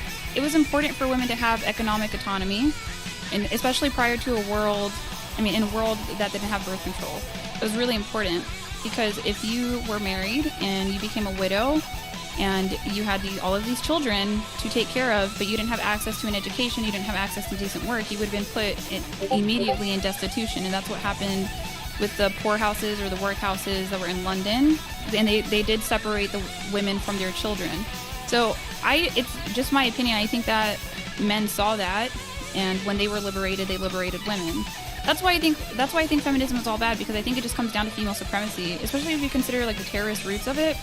And it doesn't seem to me that it was about all women. It just seems to me like it was about white women, and I think it continues to be about white women. I think they're very out of touch with these low SES minority women who they try to use to advocate for their points. I think it's disingenuous. I think they don't, I mean, I'm out of the low SES now, but I was born into that. I think they're out of touch with women like us.